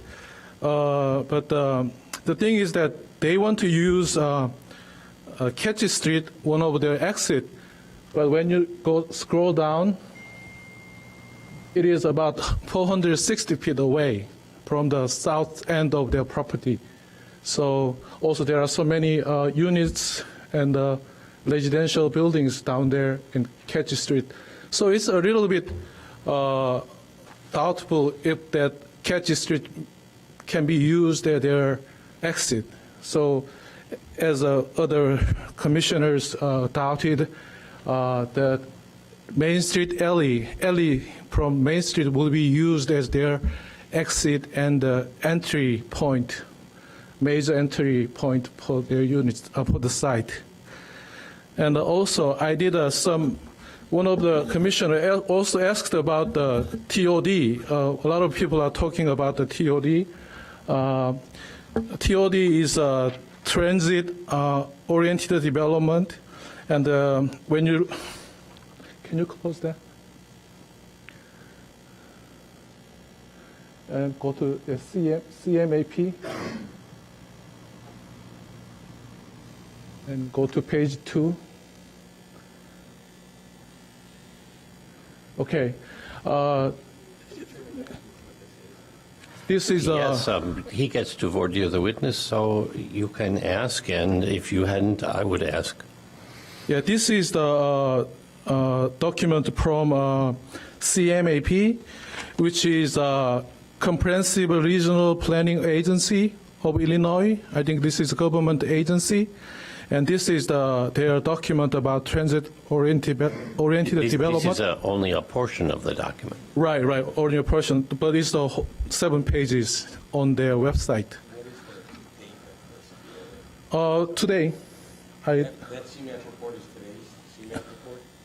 No. You have retrieved it today? Yeah, I retrieved from the internet today, and that second page says about the design characteristics of TOD. They say 3 significant one: mixed land use, which is our the proposal is apply, and moderate to high residential density. That's also one of the character of the project, and the high quality working environments. But when you look down, could you scroll down? Even there, they say that the last 2 lines, as it can be as low as 7 units per acre for bus-based TOD, and as high as 50 units per acre in larger TOD near light traced. What is the purpose of this testimony? Pardon? What is the purpose of this testimony? What I'm saying is there are hundreds of TOD articles. Okay. I have 800 pages of government reports at home. Right. What I'm saying is also another characteristic is a pedestrian-friendly environment. But when I look at their proposal, I don't see any pedestrian-friendly elements there, because what they only providing is a profit setback from the Chicago Street, which is required. They don't have any setback from the Main Street, which is only 37 feet wide, curb to curb, with a 2 8-foot wide parking. It will be only how much is it? 23. I cannot calculate right away. So it's very narrow. 1 lane, 2 lane street one lane each way. So they are using that for their entry to the alley. So it will back up a lot of traffic. So. But that's not addressed in this report. Pardon? Right. This is not. What I'm saying is that the characteristic of TOD is typical one is the high quality working environment. But I don't see any working environment for the residents around the neighborhood in this project. So, as people already mentioned, many people want to see something going on in this site, but something nice, not this kind of a big disaster. Not disaster, but it doesn't consider that much about the neighborhood. That's so I think I think the commissioners have to reject this project. Thank you very much. Are there questions of this witness? I have questions of this witness.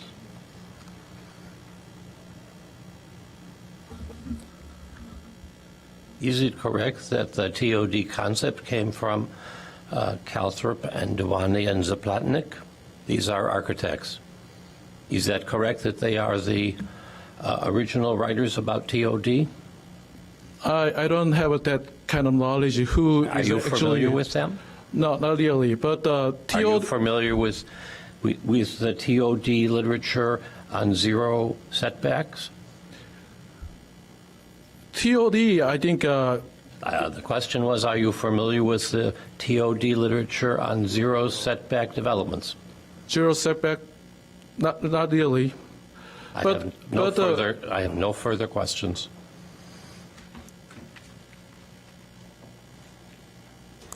Commissioners, we have one more. So identify yourself again in case people have forgotten, because it's 10:30. Got it. I've got the grand finale. Nikki Hiltwine, 820 Hinman. I have lived there for 42 years.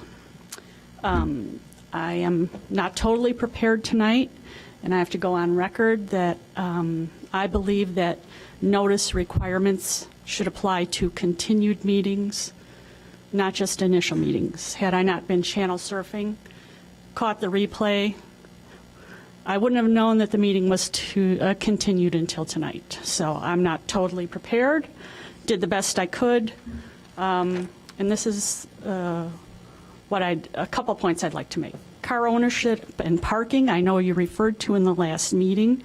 I'm disappointed that no one did an actual car ownership thing in the neighborhood. 900 Main, 900 Chicago, 515 Main, 811 Chicago, 817 Chicago, 525 Kedzie, all the properties that are around 835 Chicago. That includes all the properties on the 800 block of Hinman, my side of the alley. My building is a 3-flat that I own. There are 3 people in my family. We all have cars. My tenants on the first floor, a married couple, a professor at IIT. He can take the train to work, which he does, but they've got a car as well. 3rd floor is empty. I can't give you car ownership up there, but I wish somebody would have actually surveyed the neighborhood. I live across the street from city lot number 32. It's full. The waiting list is full. If and when you get on the waiting list, you can expect to wait between 6 months and 2 years. That is what they told me when I called the parking office. There is a severe parking shortage in the neighborhood surrounding 835 Chicago. The TOD is marketing to young professionals with no cars who take public transportation. The addresses shown are correctly depicted accurately in the pictures. To the best of my ability.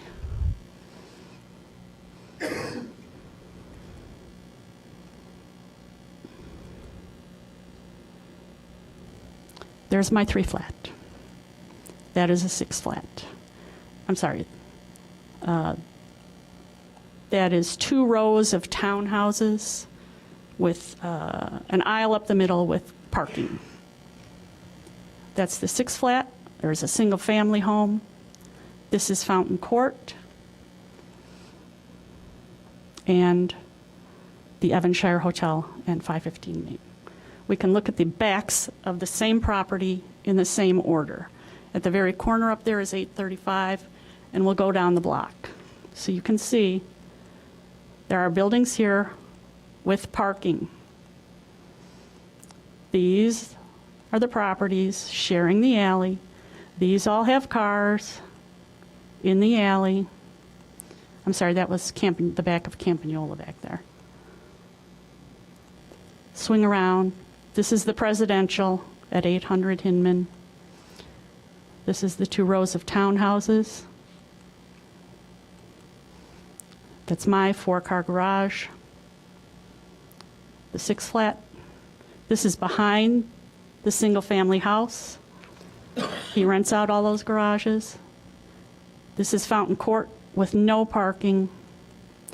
And this is the parking, that's the presidential back there, and Lucky Platter over here.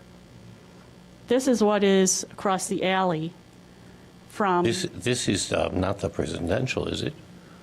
That's the presidential. It's behind Lucky Platter? Yes, this is the Lucky Platter on the corner, and that's the presidential down at the end there. No, he said... The Evanshire, I'm sorry. Okay. I'm sorry. Yes. So this is across from the loading docks. I can't get a real sense of where we are. But I'm here about the alley. Yes, I took all these pictures myself. I did not spend hours in the alley taking pictures. It's been cold. It's been snowy. This is what the alley is. That's looking south. That's looking south. These trucks are all parked. The presidential has, I think, 120 units. They have some parking at the end, all move-ins and outs right there at the end of the alley. This is looking north. This is on the other side. There are trucks. There are cars. There are garbage trucks. The south end of the alley is especially bad because of the utility poles. If the garbage truck is there, because of the utility poles, the snow doesn't help. But it's also a brick wall behind 525 Kedzie to hide the garbage.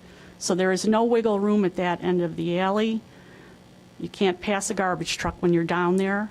A couple cars, if it's snowy, cannot pass each other. This is behind my garage, wine delivery for Campagnola. Car behind it has to wait. He is parked there. It's going down the other way. That's Testa, the produce truck. That's out of the presidential. Not much wiggle room there. Unbelievably, looks what's coming down the alley. And that's a bike rider in front of him. UPS truck and something down at 835. That's out my window. Here's 2 garbage trucks in a row. One is picking up the garbage across the alley from me. The other is picking up at the presidential. Here's the car coming out. One on that side. Here comes one out the other side. They've got nowhere to go. Garbage truck had to back out so the cars could get down the alley. Here's FedEx, just another random So truck. we've had a lot of pictures of the alley. Is there something you want the board to understand from these pictures? The alley is busy. The alley is crowded. The alley is a street. Every new car is a car that wasn't there before. So every car that comes from this development will be there. And I guess my point is, it's busy, it's crowded. They would like the building to be 30 feet taller, have, 25 more units, and I think we're down to 90 fewer parking places. If there are going to be more cars in my alley, I would like the amount that go with the original C1A zoning. I don't see why, if there is this problem already, that anything new should come in, and if it doesn't quite work out, that it should be able to exacerbate the existing problem. We're not asking them to solve the problem. We are asking that they not be allowed to make it worse. So I guess that was my point. In case photographs didn't do it for you, this was what I was able to come up with. The last thing that I wanted to talk about is what I don't have prepared because I wasn't able to get the information. The part of their building with the enclosed stairwell that is not set back 10 feet off the alley. I have to say this 10-foot setback was something I worked hard to get behind C1A. And gosh darn it, I didn't realize and didn't think about corner properties, and especially didn't realize that across the alley from there was more C1A. So they had to push back 10 feet off the residential, but they can sit at the lot line for where it abuts the C1A. It's too busy back there. When well, if you'll indulge me, a Cisco is a semi.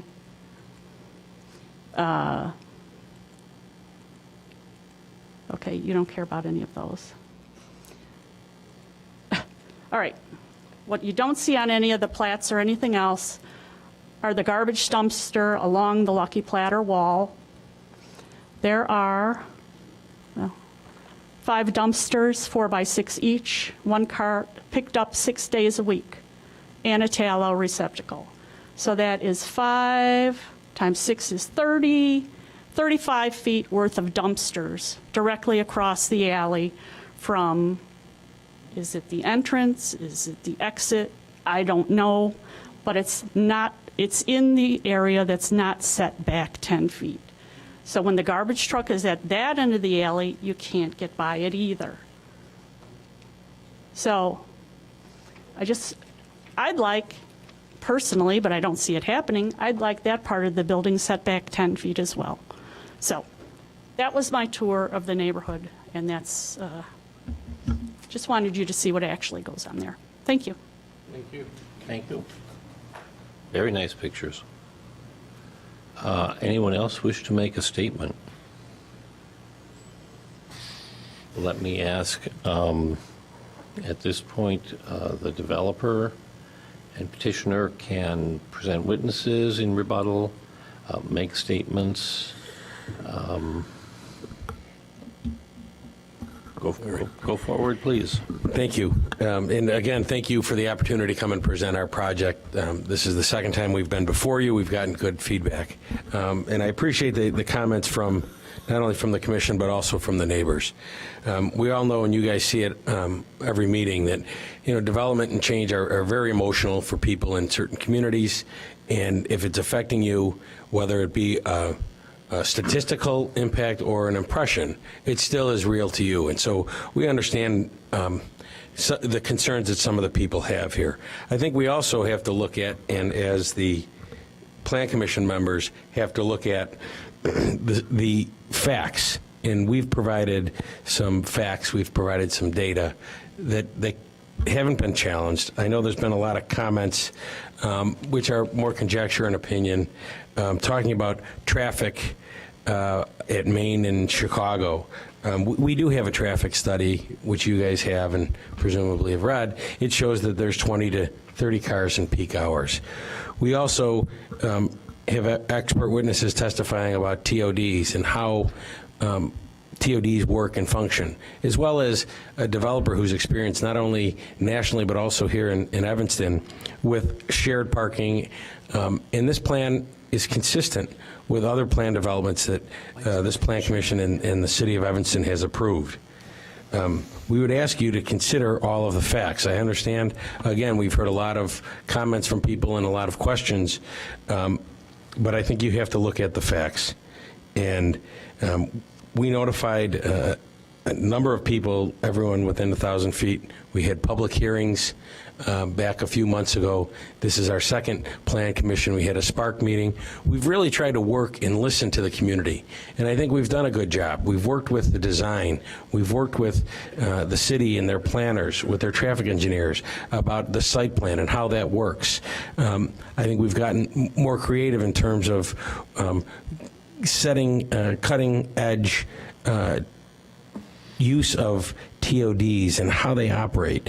And I think that, having people like Scott Bernstein to testify exactly how that works, and it's factual, it is working. It's working in other cities, and presumably it would work here.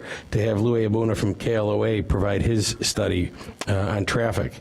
Again, Richard Aronson and Michael Wolin to talk about the property values. I think we've met all the standards that are required by the statute, by the ordinance. And I think that, again, I totally understand the community's concerns. Some of their concerns are what we believe are warranted, and we've addressed those, and we've tried to address those. We are not impacting we don't believe we're impacting the community in a negative way with our project. In fact, we're looking at this as a potential to improve the community. And not just by a simple adding another floor of parking, because that, again, Louis would testify and Scott would testify, that's just going to attract more cars, which further hurts the traffic issues that people have concerns with. But really, we're providing some creative new technologies, attracting a demographic that we believe wants to come to Evanston, attracting people who take advantage of the TOD, take advantage of the trains, the bikes, the buses. And we also believe, again, it was mentioned a few times about TIF, we believe we're going to add a tremendous amount of increment, contrary to one of the gentleman's comments about using that $3 million elsewhere. But for this development, we're not going to generate the $3 million increment. In fact, we're not going to generate that potentially $15 million increment. And that can be used, again, by the city, as I stated before, to address some of these concerns, whether it be adding additional public parking, however they want to use that to do studies, they can use that money. And so we believe that we are providing benefits in addition to the public benefits, which, as I mentioned, we're contributing to the park across the street, we're contributing to increasing employment in the city of Evanston during this project, as well as providing landscaping along Chicago Avenue, as well as other things that we're committing to do, and that's still fluid. And so at this point, I can't talk about finalize what we've agreed to, but we continue to talk to the city. And we would respectfully request that you look at all of the facts, look at the data that we've provided, look at the testimony that we've provided, understanding fully well that the neighbors here are very passionate about their community, and I completely respect that. But I think as Plan Commission members, what I would ask is that you look at what does the data say, and will this, in your belief, benefit Evanston? Thank you. One piece of housekeeping testimony. I'm going to ask Ms. Hiltwein to provide the staff with a copy of the pictures. It could be electronic copy would be fine, just for the record. Is there any questions from the commission to anyone that is here? So there are several ways we could proceed. One is to proceed to take votes, discuss it, make findings. Another is to conclude that we lack the necessary information and request additional information and leave the record open. How do you wish to proceed?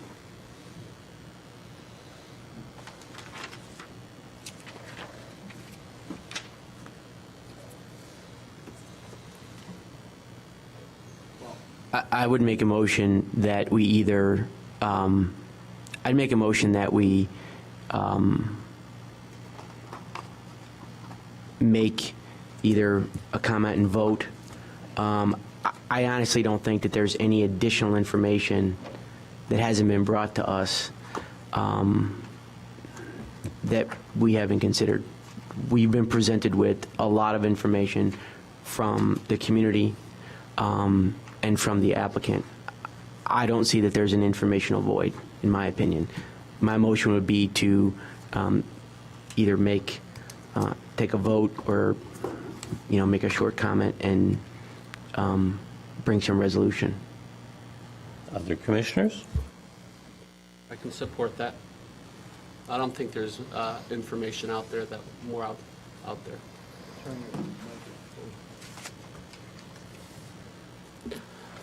I don't know if there's any additional information that we haven't been presented yet to prevent us from having a discussion and perhaps a vote.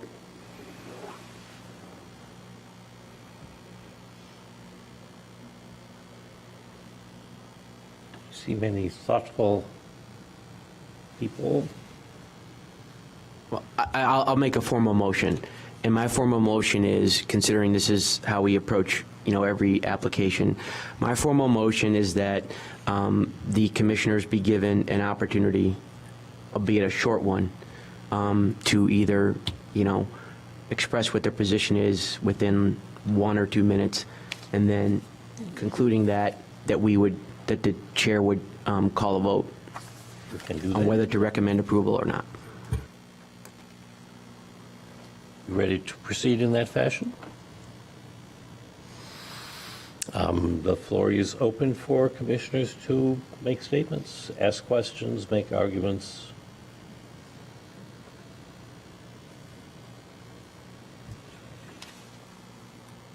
Go ahead. Mr. Chairman, correct me if I'm wrong, but we can approve this application, we can approve it with modifications, or we can deny the application. You're close to correct. We can make a recommendation to City Council. Okay. All those recommendations are possible.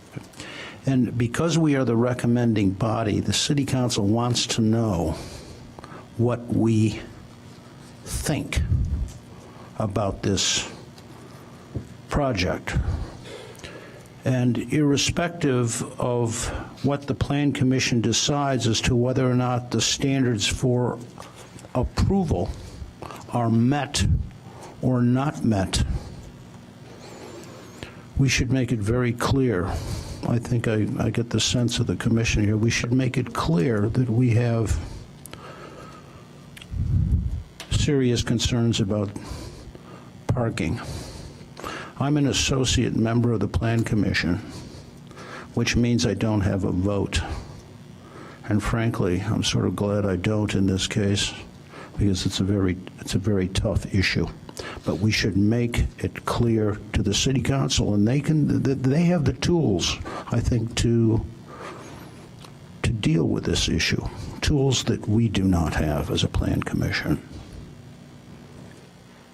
But I wish you all well. Other commissioners?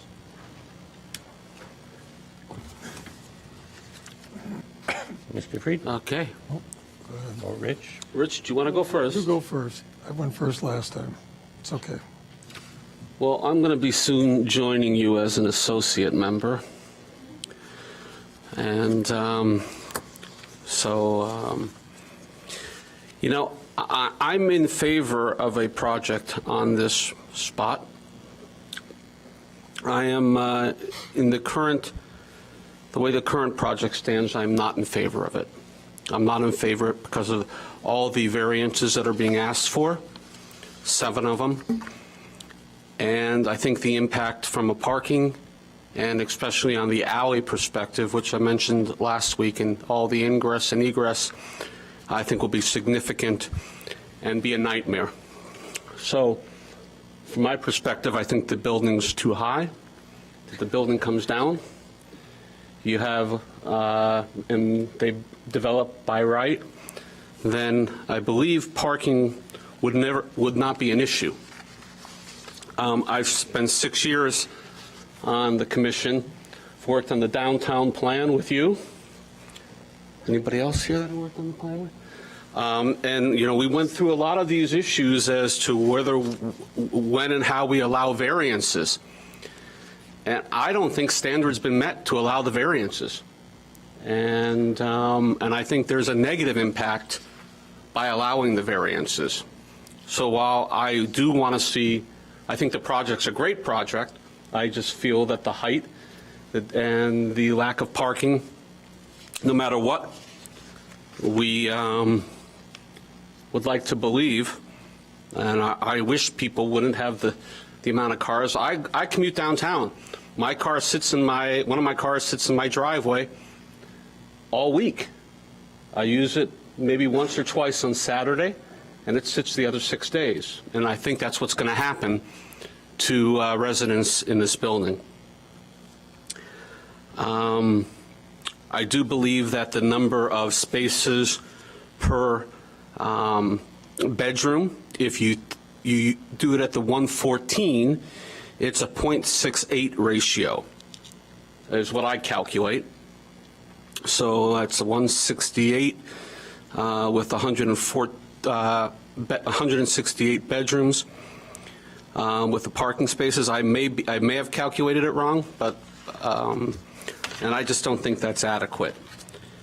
So in the current height, parking, alley issues, I cannot be in favor of this in its current form.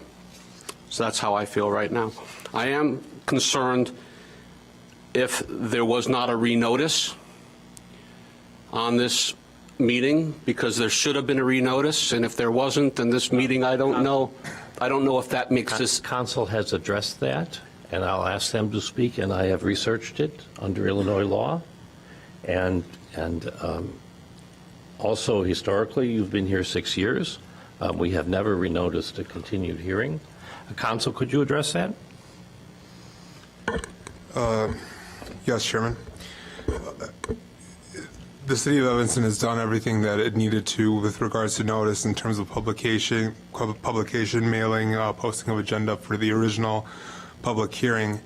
As this is a continued public hearing, we're taking it just as the name would imply, in the sense that it is a continuance, it is an extension of that original meeting. So it doesn't need to be renoticed? So there is no renotice required. Then I will withdraw my issue with it not being renoticed. For the record, I go to the Starbucks every day across the street, and somebody put a sign on the sign that said that today's hearing was going to be taking place. Whatever it's worth. I'll get a free cup of coffee, but. So those are my main issues.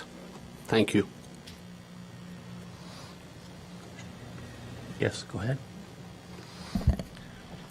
Mr. Chairman, I guess I find myself in the same position as Commissioner Freeman. The site needs to be developed. There's no question that in terms of transit availability, it's a really terrific site. I just have a feeling that this project will work if all of the planets line up correctly. But the number of planets that have to line up to avoid a serious negative impact on mobility in the neighborhood just seems to me too great. I must say that one of my concerns, a concern that I'd had at the last meeting, was allayed somewhat by Scott Bernstein's data on car ownership, particularly among renters in the neighborhood around this site.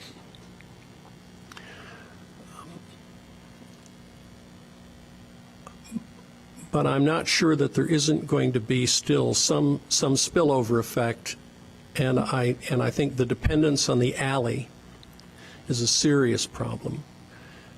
Now, I suppose if you reduce the number of units in the building, bring the height down, you might begin to mitigate those problems. But I just think this one is much too dependent on everything working out perfectly, including the demographics. And I think we're being asked to take too large a crapshoot on this one.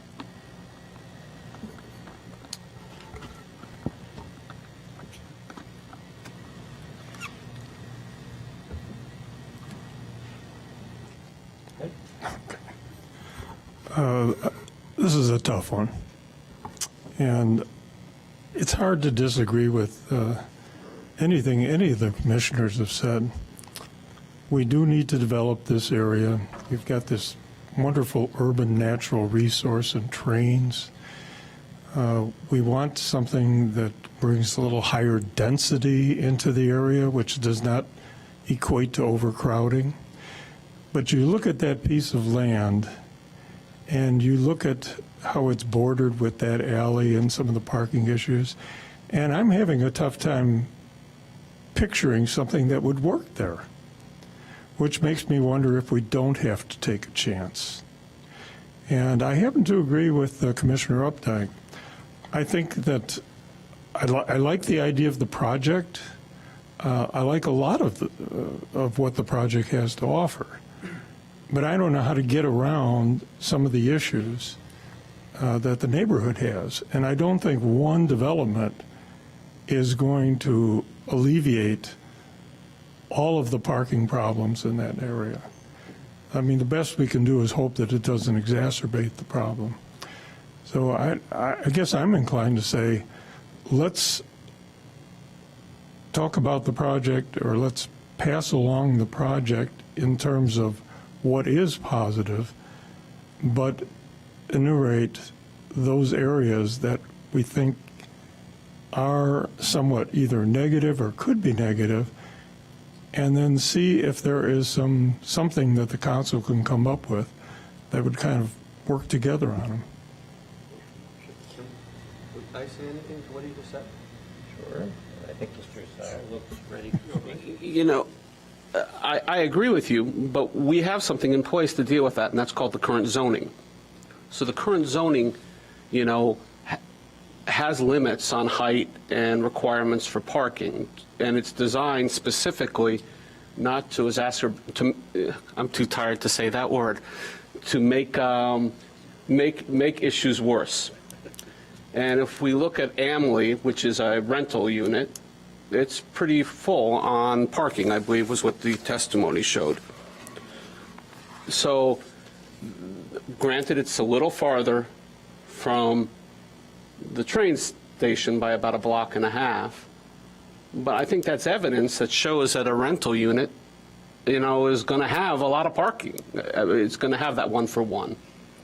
And so I think we have, you know, through our current zoning, regulations in place that try to mitigate anything that would make it worse. And granted, the building that was there before was a one-story building, and it had no residences, and it was on-street parking. But Evanston was a much smaller, less busy place. I've been here since the 60s, and you could roller skate down the center of Sherman Avenue after 8 o'clock and not see a car. You can't do that anymore. Or Chicago Avenue, you can't do that anymore. And so I think we have mechanisms in place that if we pass it to the city or to the council, we should say, yeah, this is a great project under current zoning. That's my response to what you said. If I was looking to rent in Evanston, coming from outside, and I guess one of the first questions I would ask of a building I was going into is, where do I park? And if the response is, we're all filled up with our parking spaces, I wouldn't rent there. I'd go somewhere else. So there may be a self-correcting mechanism that's in place that isn't necessarily something that you can dictate. And I believe that people are pretty practical.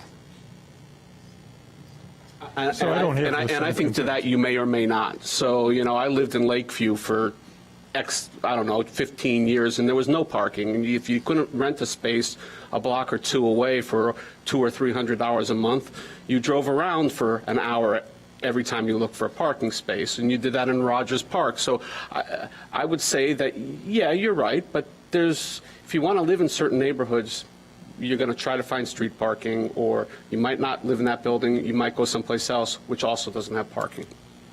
So that's mitigating too. But you were a lot younger then. Yeah, I was. Go ahead. Thank you, Chairman. I want to say that I appreciate everybody's presentation. This is a difficult call. I recommend approval of this particular project. And the reason why I do is because I believe that under the totality of the circumstances, that this is not a project that looks like everything else around it. And what I mean by that is there retail? Sure, in this project. There's retail across the street. Is there office? Well, there's, I guess, some office, if you want to call it, on the street in and around this area. Is there residential? Yes, there's residential. So does it look, does it sound, does it walk like everything else around there? On the surface, it does. But I think that what Commissioner Schur said is right on point. This is a product that, quite frankly, it's more of a risk for the developer, because anybody could walk the streets, no offense to Mr. Abuna, and they can see what traffic's like, they can see what parking is like. It's difficult. I live in that area. This is a product that is tailored, in my opinion, based on what I've seen in the evidence and in the proposal.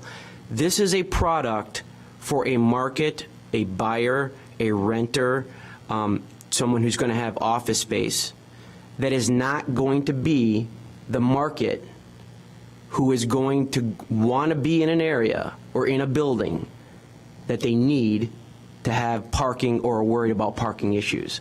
This is going to be a project, based on my interpretation of what I've seen, for someone who is either going to have one or no cars because they've made a choice, a lifestyle choice, and some people do it. It's going to be for someone who wants the commercial, maybe, for example, that lives in another part of Evanston and decides that they're either going to bike or they're going to take a train to that location or from wherever else. Because if anybody, if I was a potential renter, if I was a potential buyer, and I saw this property, once it was built, whether it's a floor or two higher, whether there's setbacks or no setbacks, if you're an office, if you're going to rent an office space there, you're going to ask yourself, is there parking? You don't need a rocket scientist or studies to tell you that the parking is difficult.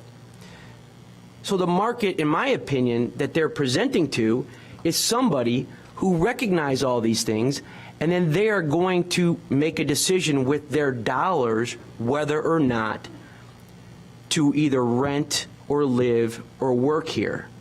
The retail is going to look at, is there going to be parking? And the unfortunate part of this development, and I think it's a high-risk venture, in my opinion, is because when you're the last person in, especially in an intersection like this, you're kind of stuck with everything else. You're stuck with the burdens, and you try to get as much as you can. We all understand that.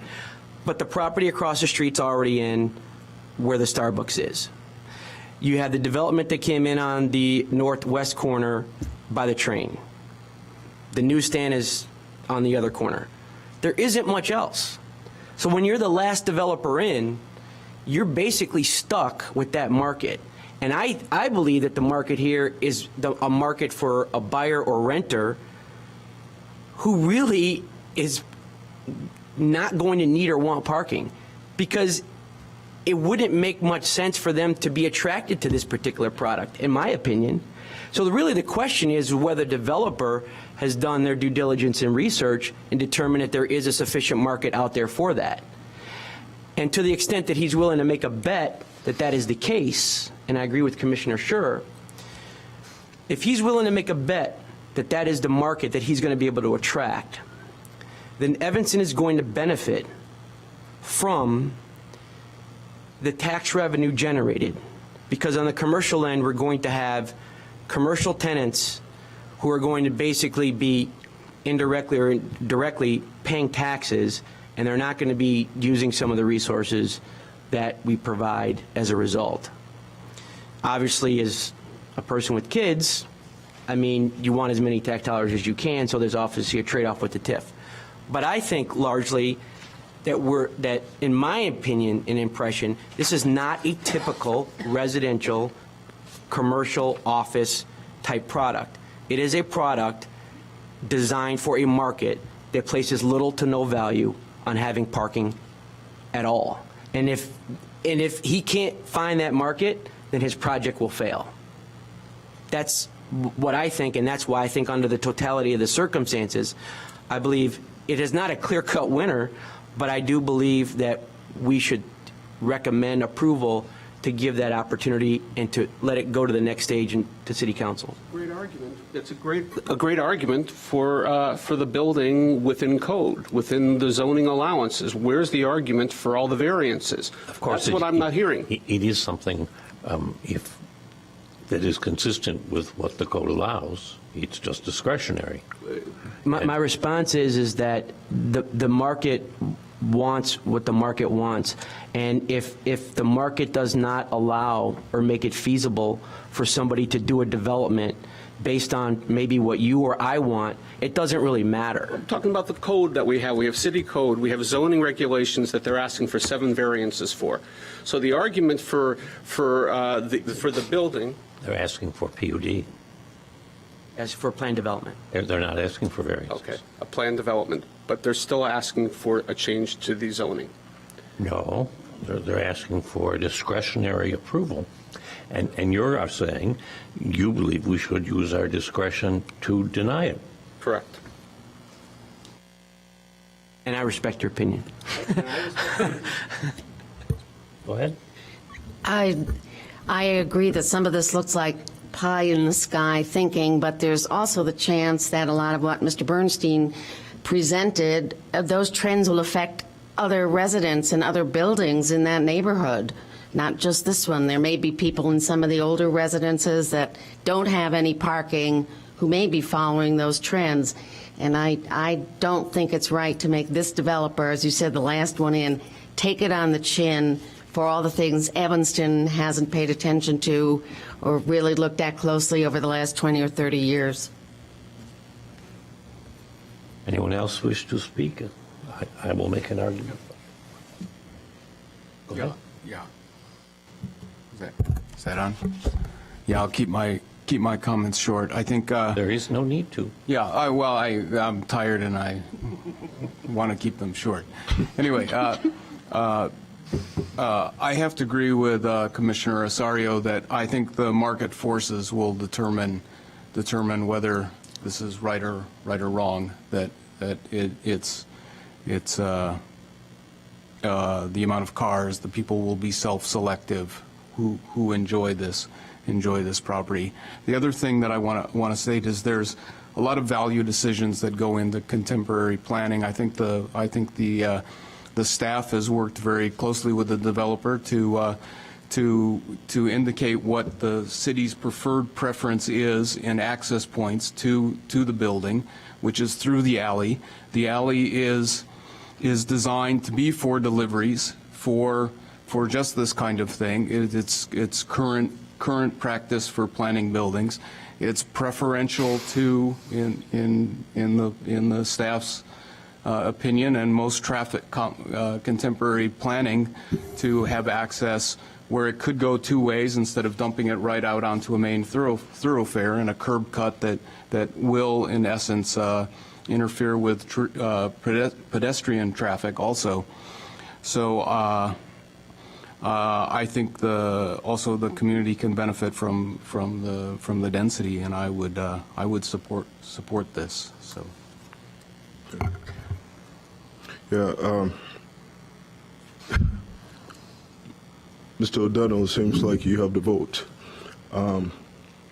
but I don't think I can also hide behind not saying what's on my mind. And Mr. Thompson, you are right. You've actually cited areas within which under the current zoning you should be given the variance. But you are also asking for a lot. And although nobody has contradicted the facts that you've highlighted in your argument, you have also not been able to assail their assertion that traffic is a problem in that community. Nor have you or your group been able to come up with a remedy. I was under the impression after we last met that at least there will be an effort on on your part and also the part of the city to really figure out how to best address the traffic issues, the parking issues, not traffic issues, the parking issues in that area. And it seems that that never took place. Instead, we received lift and tandem parking recommendations. I also I spend a lot of time in that particular community, so I know firsthand how difficult it is to find a place to park. And I think the residents of that place have also spoken well about the conditions that currently exist in your place. And I have not heard anybody question your right to develop in that site. That has not come up. I think everybody agrees that you are within your right to develop over there. And I think on this panel also, there are a lot of people who wish you well, wish your venture well, and want it to succeed. I think the dissonance is rather, it is difficult to sit here, at least to go to what Commissioner Ford was saying, and not to believe that this is not going to be a further encumbrance on the people who live in that area. I don't live in that area, and when I go to Starbucks or when I visit friends in 515, it's a big problem to find a place to park. So this will have an adverse impact on the people who live there. And I've heard people say, well, you don't have to take it on the chin. I also don't want you to take it on the chin, Mr. O'Donnell. Nor am I against you profiting from this. As a matter of fact, if you weren't making money on this, I would think that there was something wrong with you. But at the same time, I respect your right to make it, but I also have to respect these people's right to also have a quality of life that is something that they bargained for. And there is no way that anybody can actually make a compelling argument that introducing 112 units plus a retail and also office on the second floor is not going to have an adverse impact on this area. You do have the vote, it appears. But there is no question that this is not going to have an adverse impact on that place. The sad part is that we sit here and we have expert after expert come here and tell us that, their traffic flow will be okay. Parking won't be a problem. And then the buildings are constructed and people leave. And we are stuck on Chicago Avenue trying to make a turn. And then we're on our own. So I don't have to, at this point, my vote will be not to vote for this project, not because of the quality. I've gone through the rendering that Mr. Copper put in here, and there is nothing wrong with it.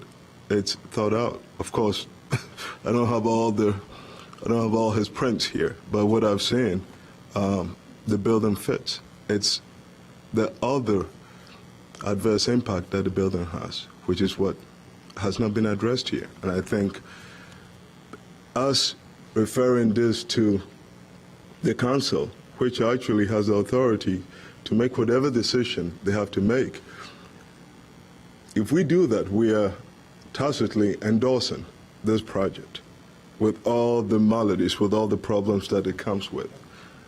And in a way, it's passing the buck. And I think it makes sense. If I have an option, I would say, let's have the council actually take a stand on this. So they are the ones who are elected, so that the people who live in that area can actually go to council and say, you're responsible for this. And let's stick to the variance. Let's stick to the zoning that we have now. And then let council be the final arbiter on this. Thank you.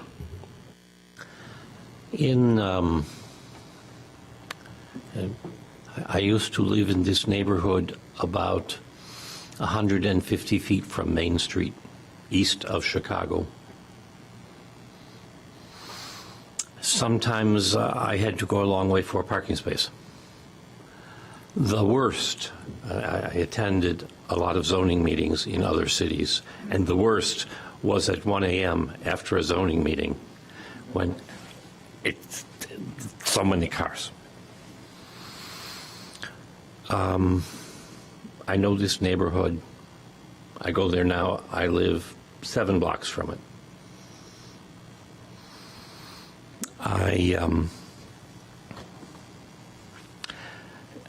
I think there are significant parking issues in that neighborhood. I don't think there are significant traffic issues in the neighborhood. Once in a while on Chicago Avenue, I have to approach it. The light turns red, goes through 2 cycles. Doesn't kill me. It's okay. In the early 20th century, there was a land use case, Armstrong case, and the Supreme Court said that no single property owner should have to bear a burden alone that should be allocated among the public. And I think in this case, if we are not able to go forward, this property owner is bearing a burden of all of the buildings in the neighborhood which have no parking. And there's a lot of them. The building I lived in was a 6-flat. There were 5 spaces. We could squabble over them. Finally, we said, oh, seniority, how long are you there? But this is a neighborhood of older buildings without parking. And I'm sorry to see some conflation of the existing parking issue with what should be done. I have been doing research on the demographic changes coming to Evanston and the national demographic changes, and my numbers are the same as what Scott Bernstein presented. I believe that his numbers are correct and that the projections are correct. I think if you use numbers that were suggested by one witness, Evanston-wide numbers in Northwest Evanston, there will still be a lot of cars. It's too far to walk, and it's single-family, large homes, different kind of lifestyle than Maine and Chicago. Indeed, I know people from Northwest Evanston that won't come to Maine and Chicago. It's crowded there. Yes, it's true. I think people who go there will make a choice. Very few of them will come not knowing about the parking problem. And, you know, I lived there and I had 2 cars. One was in the city lot. 3 months later, after a 3-month period when I didn't use the car, I went out, it wouldn't start. My wife said, Scott, it's time to sell the car. We don't need 2. And I think that's what's going to happen in that neighborhood. The demographic areas, I think, are true. The changes that were talked about. The site is ideal for mixed use, and Evanston has spent a large amount of staff hours trying to get mixed use, including office, on that corner, and it's very hard to find a developer who is willing to take that risk. It's very hard to solve the parking problem. I think we need commercial and office. We need it for the tax base. We need the jobs. The ridership on the CTA and Metra needs to be increased. At the present time, the CTA talks from time to time about closing the stations at South Boulevard and Dempster. Now, there was testimony tonight that the ridership has gone down or stayed the same despite the development in downtown Evanston. Well, it's not surprising. A tremendous number of jobs have moved from downtown Chicago to Lake County and the western suburbs, and that affects the ridership. We need to generate riders in Evanston for all of our stations, and I think this project will do so.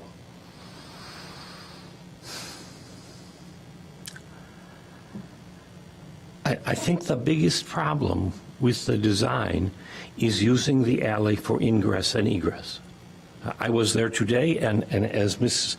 Hillman showed us, there's a whole bunch of dumpsters next to the Lucky Platter. It's narrow, it's not going to be workable, and it's certainly not going to be pretty.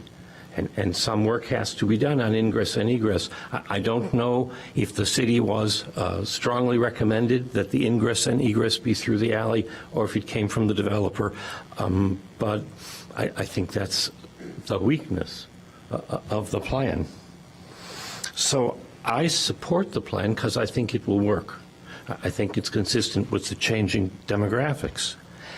At the same time, I think we need conditions.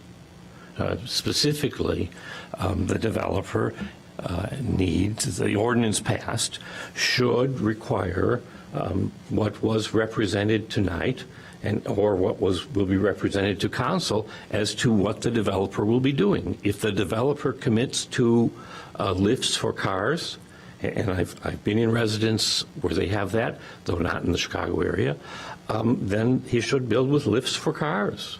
If they commit to tandem spaces, that should happen too.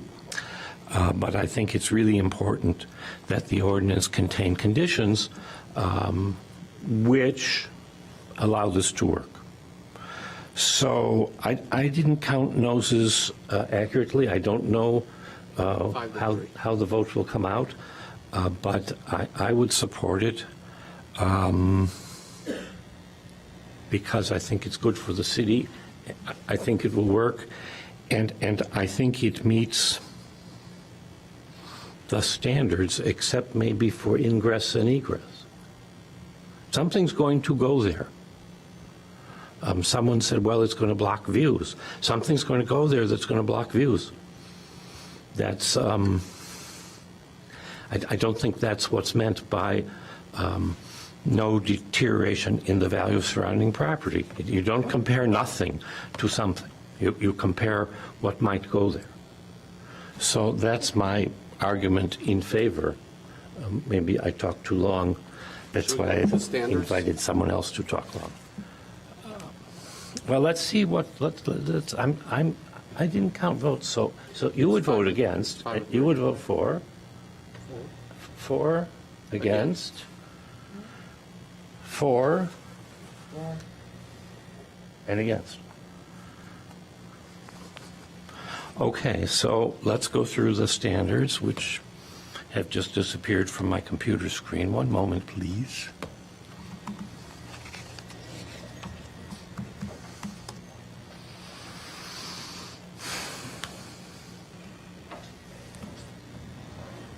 Each planned development shall be compatible with the surrounding development and not be of such nature in height, bulk, or scale so as to exercise influence contrary to the purpose and intent of the zoning ordinance. I have made an argument that it's consistent with the intent, but I think it's a hard argument. Comments? I don't think it meets. And I know we have at least three, you said three, who don't think it meets that. And that should be reported to the City Council. Each planned development shall be compatible and implement the adopted comprehensive plan as amended and adopted land use or urban design specific plans to the area, this zoning ordinance, and any other pertinent city planning and development policies, particularly in terms of land use. I'm okay with that. This is mixed area. Land use intensity, I think maybe there's disagreement about it. Housing, it promotes building housing. Preservation is not relevant. Everything on the site was already demolished. Environmental, here we see a reduction in the amount of driving and cars. And I think that's where it comes from. Dissent? No? Yes? Traffic impact and parking, and here we clearly have two views. I do think there'll be some adverse impact from traffic, but I would view it as consistent with that neighborhood, which is much more intense and purposely intense. If you have 100 cars coming in and out of that alley extra every day, including in what's already going on there, I think it's significant impact. So I'm not saying that something else goes in there doesn't have 75 cars, okay? So, but I'm still saying I think there'll be a significant impact. I mean, I think the alley is problematic. It's horrible. Parking, the record's pretty clear. There's multiple views, and I've expressed why I think it works because of the changing demographics. Impact on schools, public services, and facilities. There's no testimony to suggest that public services and facilities would be impacted, and to the extent we have market information, we're not going to have a lot of residents with children impacting the schools. Essential character of the neighborhood. Here too we have two views. I think Mr. Asaro talked about the similarities between this building. Everything proposed is within 200 yards, but others talk about maybe this is the straw that breaks the camel's back.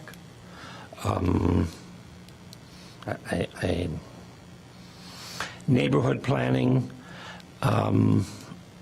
When I look at the neighborhood plan, which has not been adopted by council, that the parking is not consistent. Conservation of taxable land in buildings throughout the city, retention of taxable land on the tax rolls, that's what's being accomplished here. We don't have stage development, so those approved, that section doesn't apply. Any extension is a matter for the council. Landscaping treatment, no exceptions have been granted. Site controls,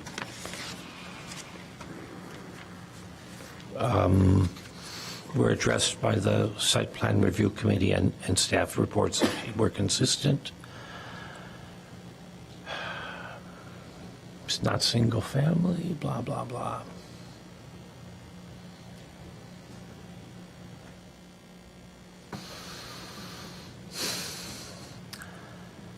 Walkways developed for the planned development shall form a logical, safe, and convenient system. We have close to zero lot line, sidewalks on two sides, potential issues if there's pedestrians coming through the alley, which doesn't have enough space for pedestrians and cars. Our staff testified that there is a 35-foot space to bring in trucks, though the bays are shown as 25-foot. But the staff says that's consistent, the 35 feet is consistent with the requirements. Principal vehicular access points shall be designed to permit the smooth traffic flow with controlled turning movements and minimum hazards to vehicular and pedestrian traffic. And here we have several views among the staff. I hope that there's more examination of the alley access. Underground installation of utilities is desired, and I believe that's provided. We have testimony of market feasibility, though some people don't believe it. There are some risks, I suppose. We got a traffic circulation study, which is required in the standards, not merely the application. And staff has testified to how the height increase worked and why it is allowed with our PUD ordinance, portion of the zoning ordinance.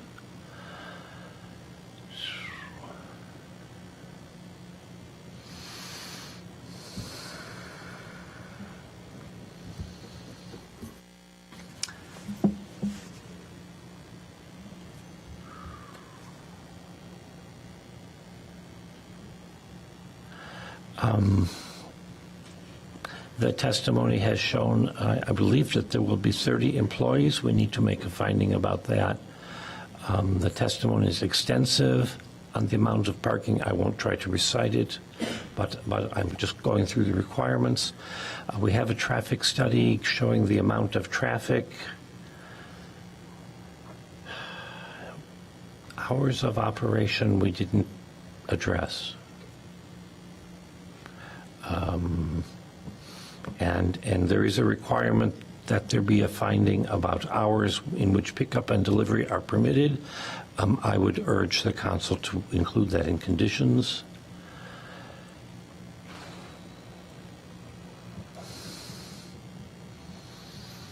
And that's the end of the conditions, I think. I have a question that Go ahead. I had written down and I forgot to ask about.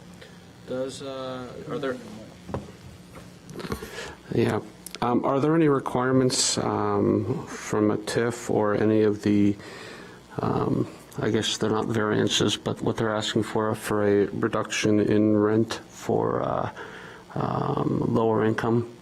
The city is when the ordinance was considered for that kind of requirement, it was written so it didn't include mixed uses. And it allows contributions to a fund. And I believe that's under negotiation. Okay, because I know that's there in the downtown plan when we provided variances. I think it did not apply in this case. Correct. The city does have an inclusionary housing ordinance, but it only applies to condos, not rentals. However, city staff is in discussion with the developer to add a condition to the ordinance so that if the building ever converts to condos, then they would be held to the standard of the inclusionary housing ordinance, which is 10% of dwelling units to go to affordable housing, or a payment in lieu of $40,000 per affordable unit. But nothing when it's a rental, right? Correct. I did not give a legal opinion about it, just my understanding of the history. Other comments? Is there a motion? Make a motion to recommend approval of the plan development application as amended based on the revised plans that have been submitted reflecting the additional parking. I believe those were the... Will you accept a friendly suggestion to incorporate conditions based on the testimony given? And that's what I was getting to, yes. Sorry. I do. That is my motion. Is there a second? I'll second the motion. Is there discussion? I know we probably did that already. All those in favor? Aye. So I'll ask staff to do a roll call. We have a motion to approve the request as amended with the revised plans and conditions based on the testimony. Commissioner Asaro? Aye. Commissioner Schur? Aye. Commissioner Dubin? Aye. Commissioner Freeman? No. Commissioner Ford? No. Commissioner Lewis? Aye. Commissioner Steele? Aye. Chairman Peters? Aye. Motion passes 5-3. Is there a motion with respect to, or corrections with respect to the minutes from the last meeting? Not so fast. Motion to adjourn? No, we have to look at the minutes, have to approve, or, I mean, we don't have to, we can. Motion to approve the minutes. We can continue it. Second. Any discussion or corrections? All those in favor? It was the most extensive meeting minutes I've ever seen. Minutes are approved. Is there a motion to adjourn? Motion to adjourn. All those in favor? Aye. It's unanimous.